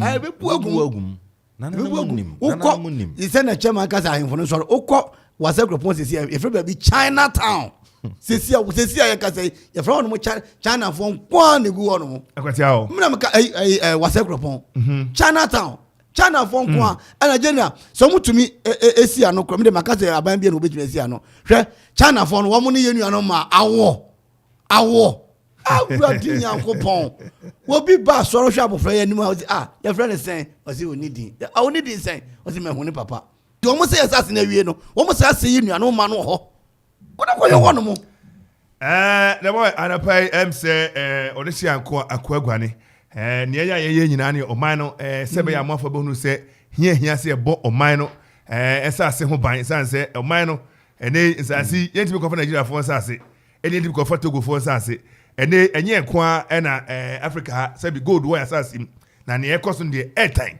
enti mpani sorry na nanom mo sorry ye name so ko hinmi kwa be frɛ say ne mu ye akwapema de swai okuse obia ne webema obia yedin kwame nanom kwa bujire mo twa ko afa ba ku fam ne ko be di bro nyanti no na nkwa ma ye kwa no na ye kopiem e quick credit and investment micro credit limited micro credit for you and nanom betwa mu ha na o mu chia ye okomafo yada masio mama nkrofo ba won so nkoya wo ya kachi bo modern ada na ko pebosia na fa hye wadwumam pebosia fa hye wadwumanum na adwuma no enyina na so adwuma no so se wa ye bidada wa no se o tere akwabam sabre so call London Dubai ye bo World Cup yi okofa replica jersey aba anka South Korea for de ne Brazil for flag yi ye be to o de Ghana for de ne kakra fra obenya sika na de nyina timi akonkan wo ya ban adwuma wanka se wadwuma pesika de atere akwabam mu a okomo mo be hu bobo aboa amonya sika yi na de nyina timi akonkan de amount sika yi so anya fe na okoye nsiachi baabi ase kofa onua bi bra bro begia chima me adan a yesi ehia obi obetumi assign signature dabi yenye susu enso mfentu yesikai ana sika so yenye ne phone so ana internet so aji se o create wan kasa website na dabi ni ohia ne Dr. Bawumia no payment chiao unya Ghana card na wawie bosia bi opibia no quick credit for e de bemau na also de ahye wadwona adwuma tumi atumpon akonanim bomodin ada na frɛ empanyini wo bra on sa account Ghana card wo 0302 200390 0302 200390 and afi 0596 92833 quick credit or say lending made simple yanko Regions Hotel na yindi nkomo ewo ho je dise mampanyin ku hia o menhia ofu a amso baba bi post no abihia Eastern region for so na on wedding komo na mampanyin ba ese ope ba bi da na abewafo ese mu hia na mo so mutumi din komo Eastern region eroko form oni am galam say no how adwene nti mo nhia na mutu ana mo Regions se me ne undin komo se ope bipo isu na pe ba bi ada ope ba bi adwudwo ho dia eno ano Regions Hotel your executive rooms, twin rooms, deluxe rooms, Samsung standard rooms and afin so no economy rooms ni nyina no Regions Hotel swimming pool so ho we no galam se bia me fa no nse ne internet ni da wine oban so ya treating ni nti ugare a enya de infection bi enso no ebenya ni nyina na Regions Hotel conference room ho nti ya sorry jumaku ankra company bi na bese o ya meeting na ni nyina no Regions Hotel mu we meeting na exact tempted mu ka mo no kakra ni nyina no restaurant so ho ya local and afin so no continental foods nti no unsabeka nuembi na wadi ya wadu kroma kwapem enkan okre district assembly no yana no na edi nhwanim friend 0503 337788 0503 333788 ano surema na afre Samsung na 0244 3373 0244 Regions Hotel as a home with nature. Yeah, kwame yefi Regions na yenko Adom live band and the band the one pop many okwa ko ni modi ene ye pamwan ene wo sechi ye wamponsa koku ase western ni nyina mo kan bom no mo bo na ye high life wo mo ya de pop and ye outdoor engagement wedding afi wo pop bi osi o mo meja mo ba ko mame se ne amanfo ye festivals ni adi omba be ginam no be ginam a unya nsakura ni adi agisika ye beto adi saa aniti bomodi ana frɛ Adom live band for o meginam waso ye hono mo emfa ma o pese o ye lunch nkura no a enko first speakers bi a ebe ha adwen dabi o speakers na adidam liner ya hyehyɛ de tin ye esendano grace for di kama be bonyum de amao katendwen bia enim bomodi ana frɛ Adom live band so meboa na odwumadi no enkon kan kama emfa emao from panyini ewo 0242 267 538 0242 267 538 Adom live band ebe bone ede ede amawo JDK Adom Enterprise anopay mino ending komo na komo na ne se unya dance unya ma bra na so yi na afin so beto edifiwo psa cement jata diamond ni gasem any super ni nyina no ye obi JDK Adom Enterprise enti bra iron rot no enso ewo dudu bi apɛ no oba JDK Adom Enterprise unsabeka enadwa iron galvanized pipes etombi square pipes round pipes angle pipes and afin so flat bar ni nyina no JDK Adom Enterprise akofa ede aba rod no so ye wondodo wo ye half rod quarter rod 38 and 58 ni nyina no JDK Adom Enterprise yenso ye de aba bontia oba unsabeka bi na wato de akodi ujuma ye wo mampo na kuapem ye ne tetekwashi hospital no ana edi enhwenim intino obuduwa bo se tetekwashi hospital no ufi ekwopo na akwa hospital no obenkum JDK Adom unifa ufi eyi na eba nso anka na eba eno so hospital wo nifa ana JDK Adom ewo benkum yensan mo disi wakakra ya choro so JDK Adom Enterprise bra na beto niama freyen 0244 429 533 0244 429 533 ana 0244 857 874 0244 857 874 JDK Adom Enterprise also durable and affordable prices. Yenko omanti asman abutachi akuapem na gas filling station nchani nchia yewura George Ponwia one ne mrantie no ene wakoji niema nyina wo JDK Adom na wasi da na wie na afebeka finishing touches ana kwasi bro ni beka no eno kwa na kwa me disika no kakra na odi wura mu no disika na pa o ti enje ukoto asi o ai se utwa so kakra na odi ahye ha no mu na ukoto fro si o jabi unya half ni nyina no na Blessing and Greatness Ventures for say wo de bra wo ba be ka se ne adan tie kire wo mu on be boa se wo siesie mu eye asaso wo piano ene veranda no so wo siesie nyina ho ne ma nyina ewo omo aso ye ho no mu FNJ made in Ghana quality corner most benya bi ewo aso ye ho no mu afi plywood nketo akese ne adantem nyina no benya bi ho no mu tire styling cement tiling chemicals ena tires ne ho ne ma nyina no benya bi ho eno achi eye carpenter fo se obabi ne kwakosua anase wawie otobi akwakoshe ne nsemu den se je na kwakobo obra ho ne ma nyina no kwa benya bi pinch bar ne eyi so hacksaw braid no money ade ni nyina no benya bi ho no mo eno achi mason fo omo level yi ade green bi dem e susu wall yi sa achia se nchia ye nyina na bi ho pencil omo de sense sign na bi ho no face security doors one to dem yi akronfo ebu akwakowia aya o TV ba ko ne o microwave ne ade si we enti nya security door papa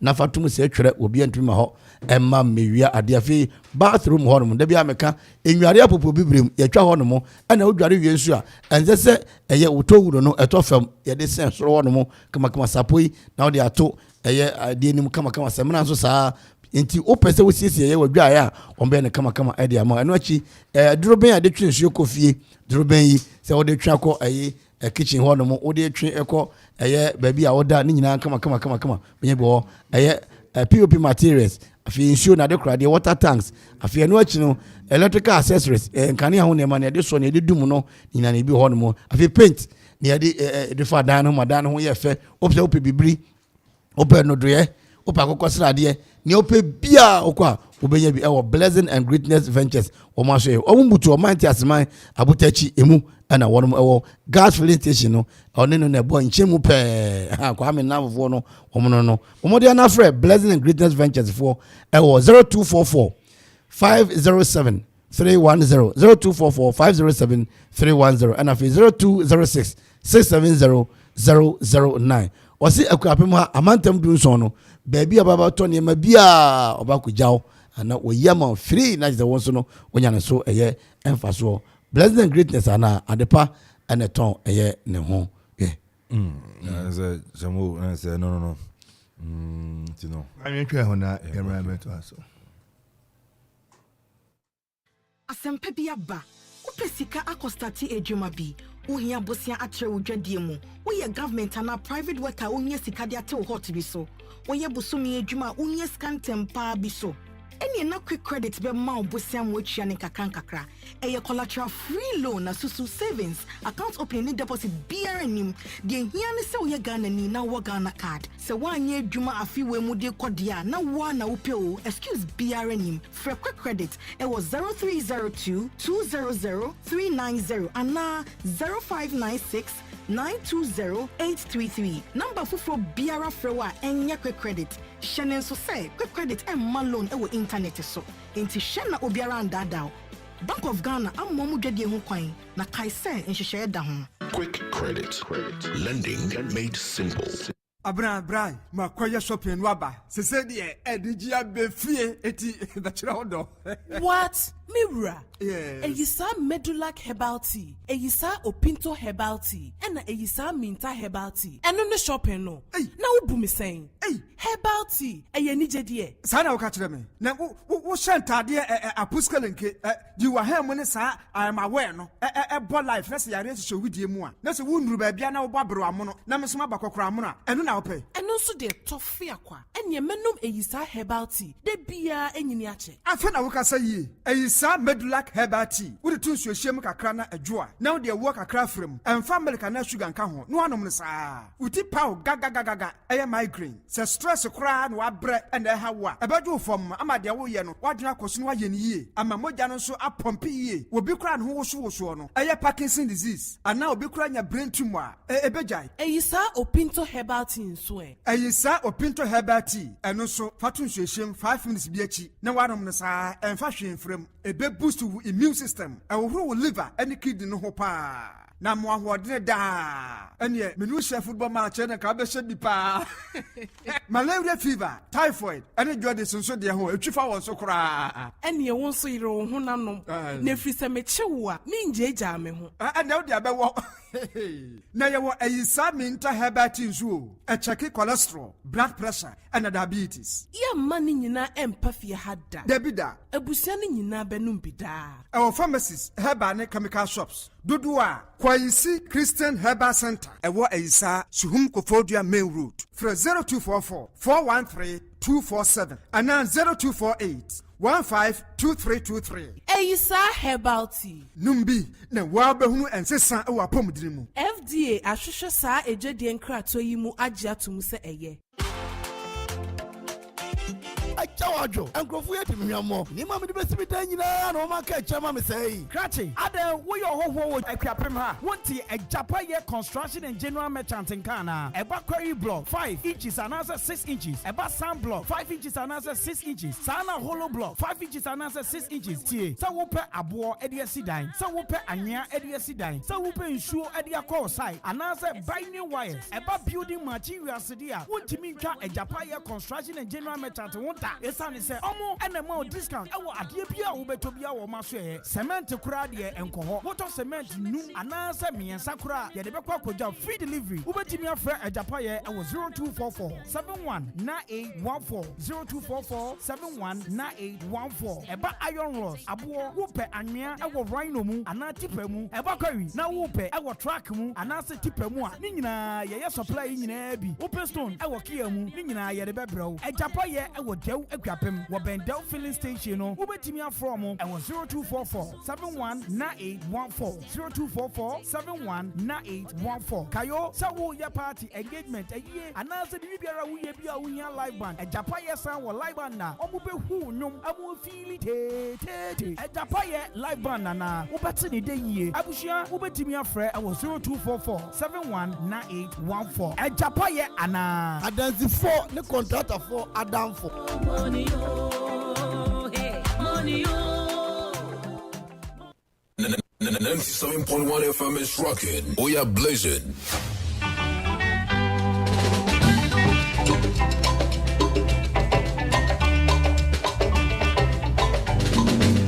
Susu bribi baby, Pabwa Ghana, Nagana Bayo, Eyo, if we mean waro. Susu bribi baby, Pabwa Ghana, Nagana Bayo, Eyo, if we mean waro.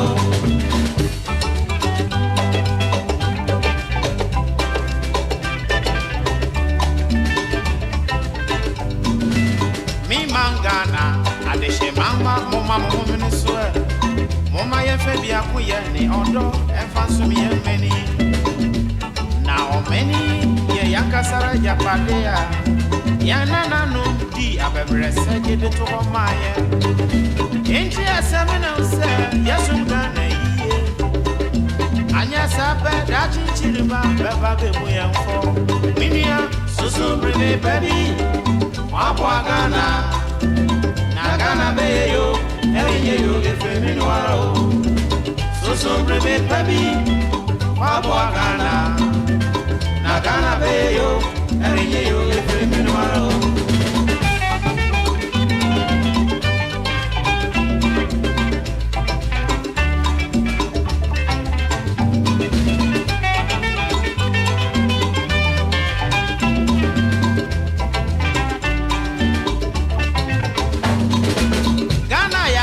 Batana, Yamia Shano da, Wamanu near my penny nala, now I'm a nodo. Eyasa se Batana, Empe Oku, Ejia Hogueni, Nedi Kevias Yasubia. Intia Seminole said, Yasum Gane ye. Anya Sapa, Dachin Chiriba, Baba Bebuyan for Minia, Susu Brebe Baby, Wapwagana. Nagana beyo, eyo efemi nwaro. So brebe baby, wapwagana. Nagana beyo, eyo efemi nwaro.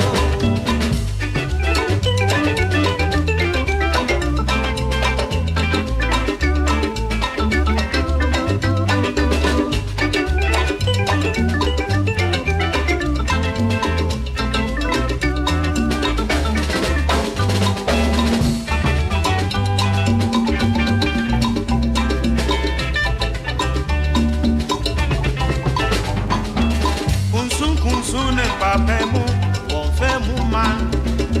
E ponto pone con consa, confagno man. Anyhow, ne chrono, confirmu man. Pese min kuminya ni otengunu, confirmu man. Inti asemene ose, yasun gane ye.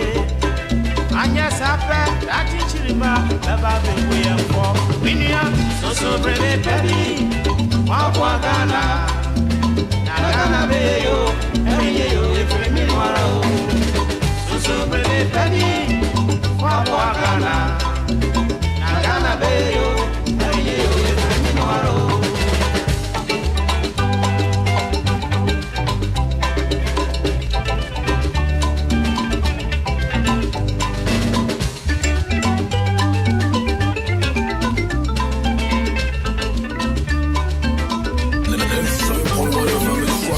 We are blazing.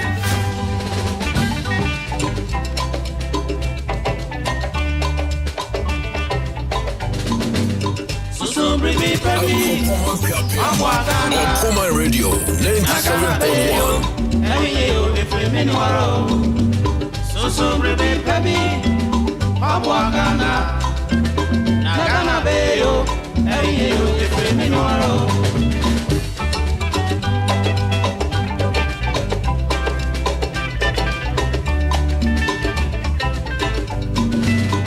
Mangana, Adeshe Mama, Moma, swear. Moma, ye fabia, ni ondo, and fancy me many. Now, many, ye yakasara japadea. Yana no, di abebre said it to Maya. Ain't ye a seminal said, Yasum Gane ye. Anya Sapa, Dachin Chiriba, Beba Bebuyan for Minia, Susu Breve Baby. And the Sabre say, and Susia Bene would trim, I give Bene would trim. And your papa Galam say no for so, and I say Galam say, Ebeya, Quamu say, nay, World Teacher Appreciation Day at Church for, yeah, or say if you can read and write, thank a teacher. And because I'm saying, say all professionals or all professions can boast, but the teacher taught them all. Teacher for a near Buddha, Kuma Radio, any penny near TFO, you know, pay. Yeah, that must say, Musa said that. I could die born on Swan, to Quabros on what you know, be school. Say, not teacher for Domus, Copim, nwumrebe no miensa no na niensa kan kwada memna da krom na betina fie no ene ayi kwasida na na kwabe ye hu se teacher for omo breti to omo kwan a teacher for bre pa etanope teacher for anope ye damase na ye me kwabe den na o kafa ho a teacher for ye mo mamu ye do mase papa o bia na o come school na wo ti wa han ombeba na ato adwendwen ti teacher for no ye do mase papa o se no mo kire mo fra ya dia fra no o fi wonchen akọ no ni din kura no oni mbo ono ankasa ni din ubisa nze udin de se o se o ma me din de se obi kura se dada mo se me ma me di sister so teacher for be church mo kakra o ni din twro o profo kan ne man kete be na fi abaye crash nti teacher for no ye do mase bebre ene aye teacher for na ye bo mu nyina ba so o mo kire ya de ne o mo kire ye ma no so ade do mase papa o me what service no ma retire nyina I say once a soldier always a soldier kwame chairman yambo teacher for ba so ene International Teachers Day and yes World Teachers Day. You know, your more teachers in Abaso, send our kind of retired anyone. That's what service in your more Abaso.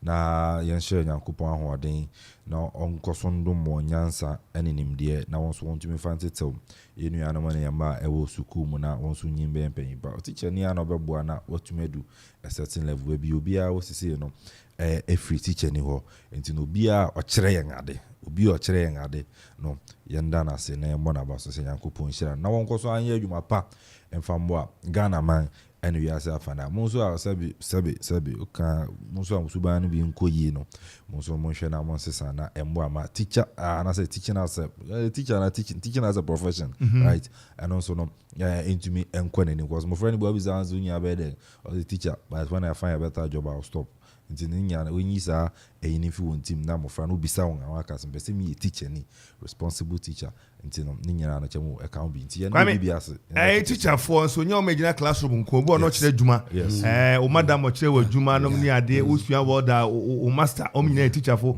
na wa djuma mu obi odo fantitie mu e bia supervisor bi ni ade adopa obi a wo cho bi bia no na adwempa de be am kasa teacher for a wo ma anye nkrofo ma yie no kwame omo ma basa ni so ahwe sa de na teacher for school de ni pabone sem ne timodian hye ne tim na enkodai wo panese wo mu na wo yo mu sei na odi o mani sa teacher for no omo mantan nye yie kwame wo hu visa me di mani atoto won say asa odi otan bible won ka say uye odi ya ana eden obi di ya na odi ye so ti as intino so won ye obi di na we expect say odi be ya it wouldn't work because adwene now eta echi na odi ye obi din enya adwene papa sebi intino won so unya sa adwene fan na fan ye odi ye intino ya ekoba ne sa no but ni nyina nkamfu anu menim say obi o chiro bi ade bia se na kan no enye the general classroom nkwa adepam tie ene adwuma mu ba bi obi a chiro bi ade bia no adwuma fan obi ade be ebe che yang ade na afin so yetumi ede akwa enim ntino International Teachers Day obi bia o chirade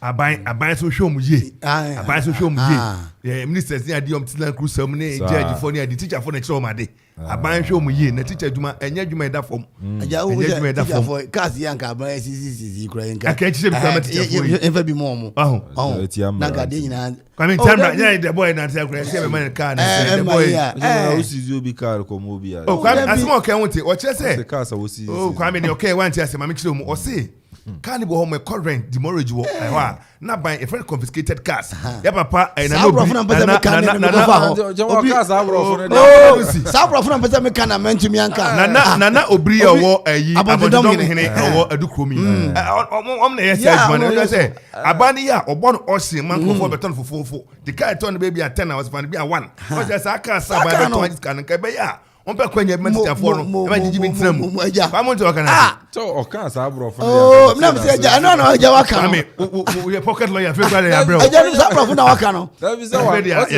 e bo no on she no ni e bo no on she ne o kan se ka ba bo no on she ni aka mi ni ha ni e bo no on she ne ye wura ni mo biri so no aban shom teacher for kwale se ka teacher for kwa me o ma che teacher for sika mo ji won na na grad ni ade ba na mati bank kra kamu interest rate kwame the form baby 5% I mean omo teachers can be a call round the town near ma ɛna na gratini ade nti yɛ teacher fo timi ɛna ka ban bo na ka bank bi kura teachers bank kwame teacher fo brɛ o yɛna teacher fo no ɔmo sika no a ɔmo de bia tua mo friend no na ban go tua ma wɔn wa tu bi akɔto bank na ɔkra ya asɛm yɛ fa we twa basa Assembly please let us march to our classroom. Radio.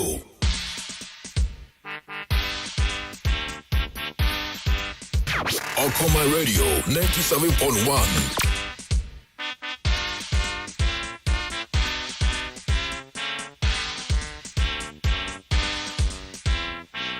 Akropon Kapim.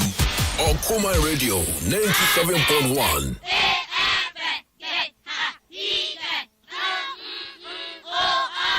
Eya Okoma Radio.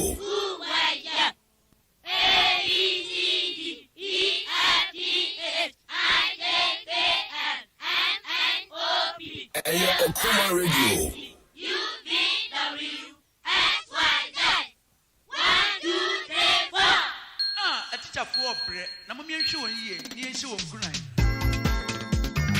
Okoma Radio 97.1.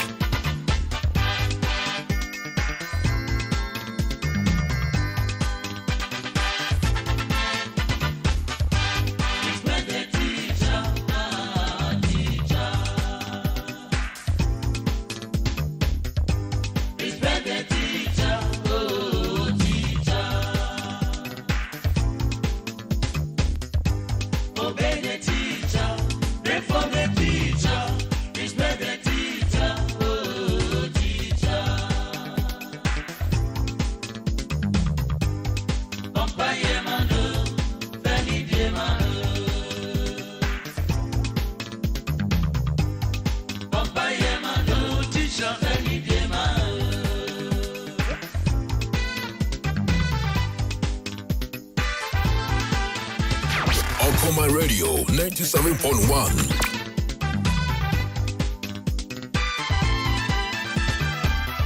Teacher, my area sofa. Teacher, needs any beer. What it teaches me, what they ain't touching penny for. Teacher, need what him. Teacher, need what butter. On pepper, sabasa. Penny, dear man. Respect the teacher, teacher. Respect the teacher, teacher. Obey the teacher, pray for the teacher. Respect the teacher, teacher.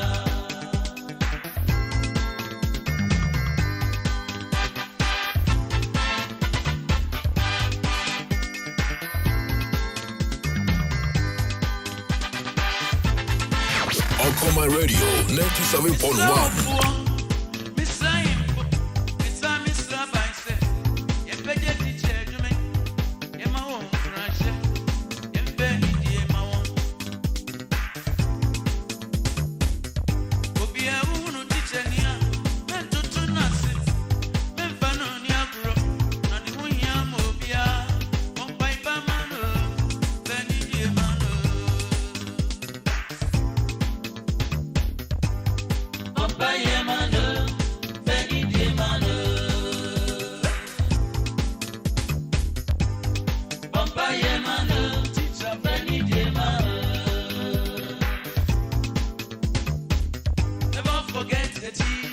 Okoma Radio 97.1.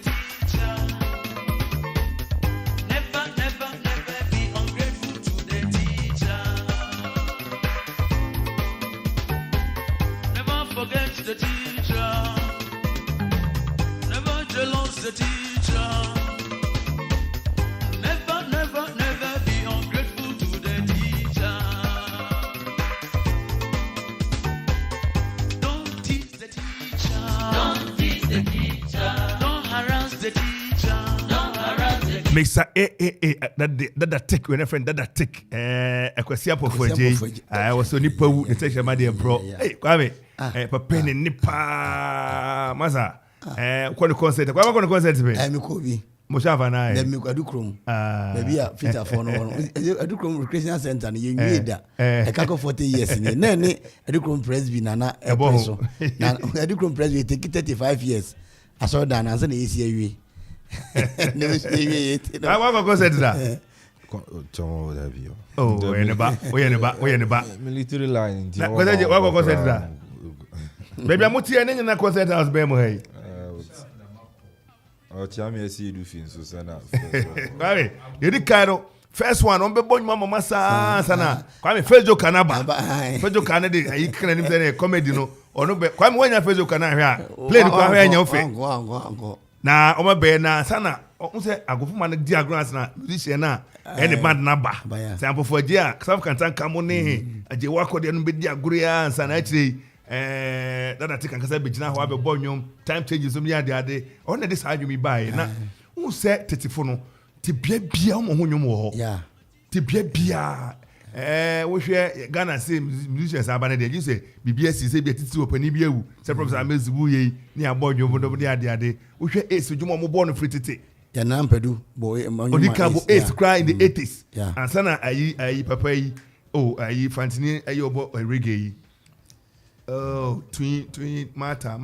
Shashamali Muso. And be buy is not so buyer. No, kind of GBC bo. Now, FM ye come on, and we can sample for J teacher for you buy as and buy a pay. Now, obey the aba. Obey anyone, maybe say, Harry, teacher for still I appreciate you. Yeah. Till I say you warm, till I know. I do for me there. I go for home. Kwame. Debbie. I go for home from Debbie. Not the teacher's day. Not teacher for school. Chosen anka when say anka me yebisa tama o the bank me yebisa me say anka teachers day na teacher wo home na teacher ni bi atro dia ba say yare ho say ye yom sa na edu farmers day ye say enkwai Kwame Nkrumah day wo gu kra na ye enkwai na teachers day ni amom gu classroom we dey no matim no me dey no mo makrat na fie na omo aja achede ni ade Kwame General Sanka aban kra na amom antra fie a anke bia ye mpesu aso hanom ni ade no say aban ni nsi na mufo ha me say baby am hwe asore so no edu John Wesley dey no ni ade na all those say ye celebrate no mia ye nye kakraka no ye ne kakraka osoro ha no mia me ko ase ho no ane om koye so John Wesley dey ne de ya asore collection ye to a ye nyina koku ha we wa ha na eja e de asepe ye ho enti nka aban no kra na nka nyom mo nka ye mpesu aso ye bi anko kre oh nanka this year di anim ene Kwame muni a chede we say MC any MP ene nananom atankonwa de no be ma teacher for ene ne bia first nka ye kura no mo hwe teacher ni obo no modin bia asase a etwa ton ye twa baako mo meja na bia etwa asase mantam e bia 100 Kwame plot teacher for meje ye de ma 10,000 mo twa 55 na mo yes spread man na mo nye Kwame o teacher ni sit down ha on free akra waka kroni tra no was it nananom ne MP you know me kai say teacher ni baako na ene honorable example ene obecha de kwa wudi me de ma so betutufo ene obecha teacher ni bibi holiday the one holiday once international teachers day international part of Ghana young calendar say wo hwe I think zanka government already bit map Debbie war young calendar no so na nka wa ye no national teachers day Debbie chain and I say no kura ye international na nka o de aka na calendar on say every year be international teachers day no Ghana be no holiday na nka I think zanka obi a o se me mane no na mso binya bo fo bia mama no se bo bia nsin mombo bo fo bia nche mombo ebiti da papa bia che ne you know say ayinfo no bi ya de me ka say pray de hene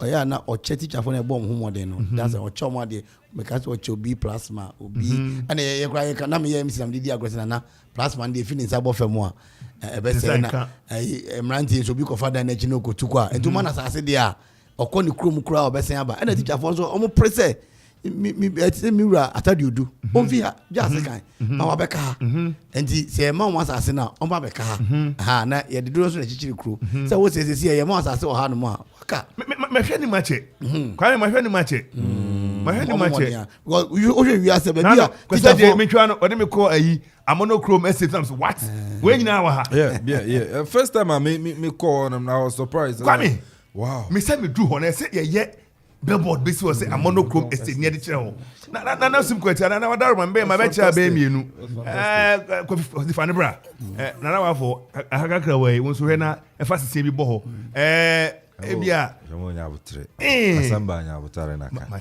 Jina we asi baby a. Oh, Kodumasi na nanu madaruma. Na nanu madaruma. Say oro kwa ni say yam say and. Ebi dey free Kodumasi abusi anu kwa me.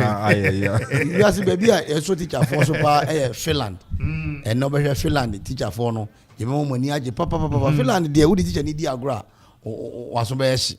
Enti yomu nsua saa ne man Finland for no. Me gidi say empanyifo ni bi ho no ma yɛ dade ɔmo kɔso ɔmo nkosua saa de no ɔmo nkosua na ɔmfa mɛboa na yɛ teacher adwuma no ɛnkɔso ɔkɔ ba yɛ ne yɛ ntehweyɛ nti nka ne yɛ ne man pani kwa na ma yi kuma se kodi galamse se mi teacher fo se bi kwa mi kuma se ne galamse ama na so yɛ sia ai ne ora kuma se a teacher fo so egu ntwa na no kwani yam ne galamse de de aban bia no ne mani akɔ hu no na wo consignment atro despite minka say despite there wo consignment ya tron asamoah jan ya tron cages we no akoko se ba say cages yankasa enkrofo se ka hye amanyosem ni mu sponsor o mo nta say etie ka wona we ya free baby dance chrome so chiri chrome na obebu kaf na wura wase kropon kona kɔhwe ho nsuo to say a ejiri abefa ka kwan ni mu nyina ka kwan ye guso because am say man panyi mahama breso mu guso Tuesday Thursday na nsuo to ye ni nyina ahoro ye that last time me fi what by that na eguso ye juba bi na nsuo ato ni nyina ani me si o jena ne am ane ne kwa ko chia ndo kwa ise chale monto mo kakra mesre mo sisi Ghana fo ani abre me na na dan kwa ko fo adme na me kase sisi ase na Ghana fo ani abre no mo amoto garam se monto mbos ye me ho boso be se wotwe ye di bronya na wi a afi metime de ho agim anya sem papa bia ana ne be fi man hia beba se ye ka se e bia chema wuntumi galam se ni wonyai ana so ni people sentime ma ni ntu bio ensida anya de be si obi je na anya de be si enne ye nyina ye oha sa de be che ye wukwada wo mekọ be bia akoya ba masa ye beti ne be Thursday ye be hu ne be si Friday be hu ne be si you be to me stop obia you Ghana ha no mo chief yete ya me say enya de a mo betu enne asem papa bia mfimu fi santehini ahimfi ho no ma na ma kyena okwa no bia ka che say we ni Kokumasi Quarter radio station aka ne say na ye ka ho no monte so ba ha no panyin so ha enti enne no ye dia so atoto fam ye hwe ni besi anapa ye fa asedama aboafo ne atiefo a wo mutie yen na omoboy wa utimi ende test by bia Yewuza anapa yi edawase se osomiete wo kan ye sorry si na ye do bibia otie ye ase na ne nyina mu so no ya san ede asake se ma producers anapa yi omoso emu de dwumadie e baaye mi amika say midin ede Kofi Anson baafo ye sorry si na eye na Kwame Perry the finest na ode juma di ya kwana Kwame na je bia na ana date ye Kwame phone we know Kwesi je ne Korea Jiman na Kwesi Citizen Sarment no pay edamase se moboa eme di juma di bae azaka se enko ema listo Kwame Heda ko safomafo D-boy na ebe so koma Kelvin na Kwame Amponsa adi owu aduchum chikata and also ebi koma DJ Zigibi and a DJ Vibes and a pair of right to my boy media Kwame edi na person kan say na 5th October money that's what Pink Mountain breast cancer awareness month no and na me and still na was let a man touch your boobs and your doctor's advice or them as one man man nsum na prevent breast cancer no to me kai me and say still na your breast cancer awareness month nim to ho obi am obi ma me unufu na prevent and nje unfi breast cancer ho thank you that's it Kwame obeka bi atwa to ana I don't know sir eya inject for ina na baba ide me da se anapai edi si ha ne asori so ane Yakob bo achina e be se hia ne atutu ase nke ne Farouk Al-Wahab ebe kasa dia for security ensemo MC line amwaye enti mo fa chen e be enhye na dafro ye na kasa MC fide di anim ye ne benya in house baba me ka security sem senior kudita ni ade wo hwe West African Sarbaging Hamwa titru francophones no Africana house ye senior security sem e kosu ya na no otumfo bisa say who is in charge of our security ni ye be hwe ni bisa say sane me kosu wo important ma Kwame Sanu ke bi kure ye wura mu na bamboo 4 years munkomachi insurgents for you say be a room na no be kwam buso mienu miense ne chese yenye din yenti wi bio eti yebedi mu nkomo no twemu ana se beti so for we kunire na no ayima kasim na sini ababa yi enti ni yebedi mu nkomo se eniema hodo a ese yede boy ho ban ye na ma nantie mu ye nko anantie kofa sumu na ni nya yakopon bo afida ye ni Area Al-Wahab Farouk Al-Wahab Bishia or a security expert of international repute and nobody enkomo ewa ha. Yes, sorry, see. Kwame, me kwayi papa ye recreational center. Kwame, what for name? Chamo, maskani ako on website ako. Chamo, yeah, now what's the way now? Konkonu. We say, womie yo no say, we na ready or they say event center. No, it is always so yeah. Oh yeah, wedding and I say, how we are wedding and I say, oh yeah, event we are going. I won't buy a blessing. I'm young.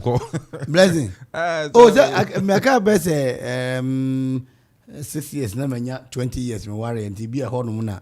I mean, I say 6 years. We do not go about. Oh, David, send the I'm a question. I make I say me recreation center be South Africa. Me try say. Mekai Sun City Oko Sun City em say send Sun City near Man City no say ya na efe pa nice papa send agenda ke cancer wo me kon da kwantu na ka mani nya kwantu ho say me ko hwe na say kra me no aba manko US baako na UK baako kwasisi me ntwe US baako aba kwasini US baako aba wo nche me ko baako bi ntino you be meja US baako aba manko na UK me UK kwa de no say o jam kwa ayi kwa mbone ayi oh ebi am kwa me manko na wo boye o okay and we sensitive say etina and na honorable Frank Edu on MC Edema Ekwapem South abri kwasi bobodi an empe ne ye ne kita ho enra medema ne kohwe ho ne kwan no recreation center kakraka se obi disika hyemu a eba tourism dia kwan ne nya emwa kra edu ye okrefo a eko ayi what is it asinema unso mo ye kwan na se bi obi kwa na okọ o se kwasi MC dan wan ko bi meni abusa free rewre mu akopie mu wo Safari Valley no enye bete entibe nso ba Akwapem South na nanom ne empanifo nkasa na ban hwe ne kwan na nim ya yentwantum da ma bia account the people ye ni panisia na ye ka second way na MC kwan ne kwa asema na mate se opanyi dambodwe se omo hye danye no asphalt kama pa no mu rezi ho no no se be ya wura mu a ne mo twa be pon na one region so kwa na on se serious zoom na oba okwa na se ya on se basa na okode a on tenka on se okode a chija enti no bisa se na enchem de krebe fa so amade akọ aja se wa makra de machine be kofi machine be kofi na se be machine kofi enti na pay ya be si ha na kwa me perry na pan for abeto aso me dey confiance about for ye frame KB o frame KB ameje so na kwa na so din bi kan we confiance about for na initials KB kwa me bacha ayisewa ayi frame a oje chemo mami if your quarry osisi anu asene amame osi happy birthday confirm mali dura ono ye CEO edema apuli ewo cancel kopon ya antino kuma de mo pesiwo so wo ni ade chief executive officer mama cheminia Nana Safori CEO Agro Life fantastic okwa ya Fizzle CEO yenia Ahmed CEO ya da ma CEO wo ni ade okuma kweseje CEO ono so ewa ha Okore Holding CEO kwa mo ye de CEO me McDeng Soccer Center CEO thank you very much na the way okutabi Others Gate Prayer Fellowship fellowship for the Jamu na ayi Doreen Enim Dora friend Akosia D any birthday you know Nananom Chemicals ewe kropon say okawa Nananom Chemicals you know Doreen Enim so shareholder na today no best ne papa so shareholder Nananom Chemicals ne ba Akosia D Doreen Enim any birthday you know if you Nana Kofi Okori wo pa Akosia G me ba nkawa na Okay, kwanim. Team ni nyina you show no happy birthday Doreen enim Coruscant dey be Okorika no age gracefully. Akosia very fantastic lady, wonderful lady. So awesome. Many kofi twam na edin koma wo say obi a brain ho ase na wo boni ni die manipa. Akosia e dey okuma nyina e dey chew. Oh no sister bi owan ni mududu. Teacher ni no ni teacher ni. Dabi but beti won ni mududu bi ni. Teacher ni so kan ba teacher ni. Akosia store wo Mampon Y Junction so enti anopa mudu ho na moachia no na mama maintain nka. Ya me nka ye no so editing ade no. Oh yes. Weekend okay weekend na say I say to me ko jaya ma me editing na okay ni say dodowa John say dodowa Praise Church any other aje kra fi dey ginam so free bus me da no pa e mo no so na bus ni to allied filling station station fan to me fra keke na betinam ni ko jada ma me ne hojo na watri dey ebe mani bebre papa say na produce da fam Kwame me ko bu ma besin akọ dodowa enya no kwa Uncle Eugene so ma me ye ni weekend Abranso Abranso ma me weekend anka me kwa tewu na Kwame yenya me sure yenya ayi abayare kodi kurasem o ba yare asemi kuru twepra me kokon tokwa o ba na aba na wa na yende jena onu unze onu no oniba enti obekwa na editing na the uniform a ye bi school na say na ko no do man ko na da bi say unze ye bi school na say ya editing na ko to Kwame se fe wa bra afi obewo Kwame afi wo Dabi afi me okore eba bafo unwa kwada no gina ho aka se bo okodi achi na yi no pese je ho obaako na na say onu so he aka se yi Kwame ye na obi animu afi unwo anya pressure na Kwame afi unwo ku for system yi mu dabi Alevey edisi acha we da ba say and them operate yes sorry city akosi adi all for you Anyone who takes offense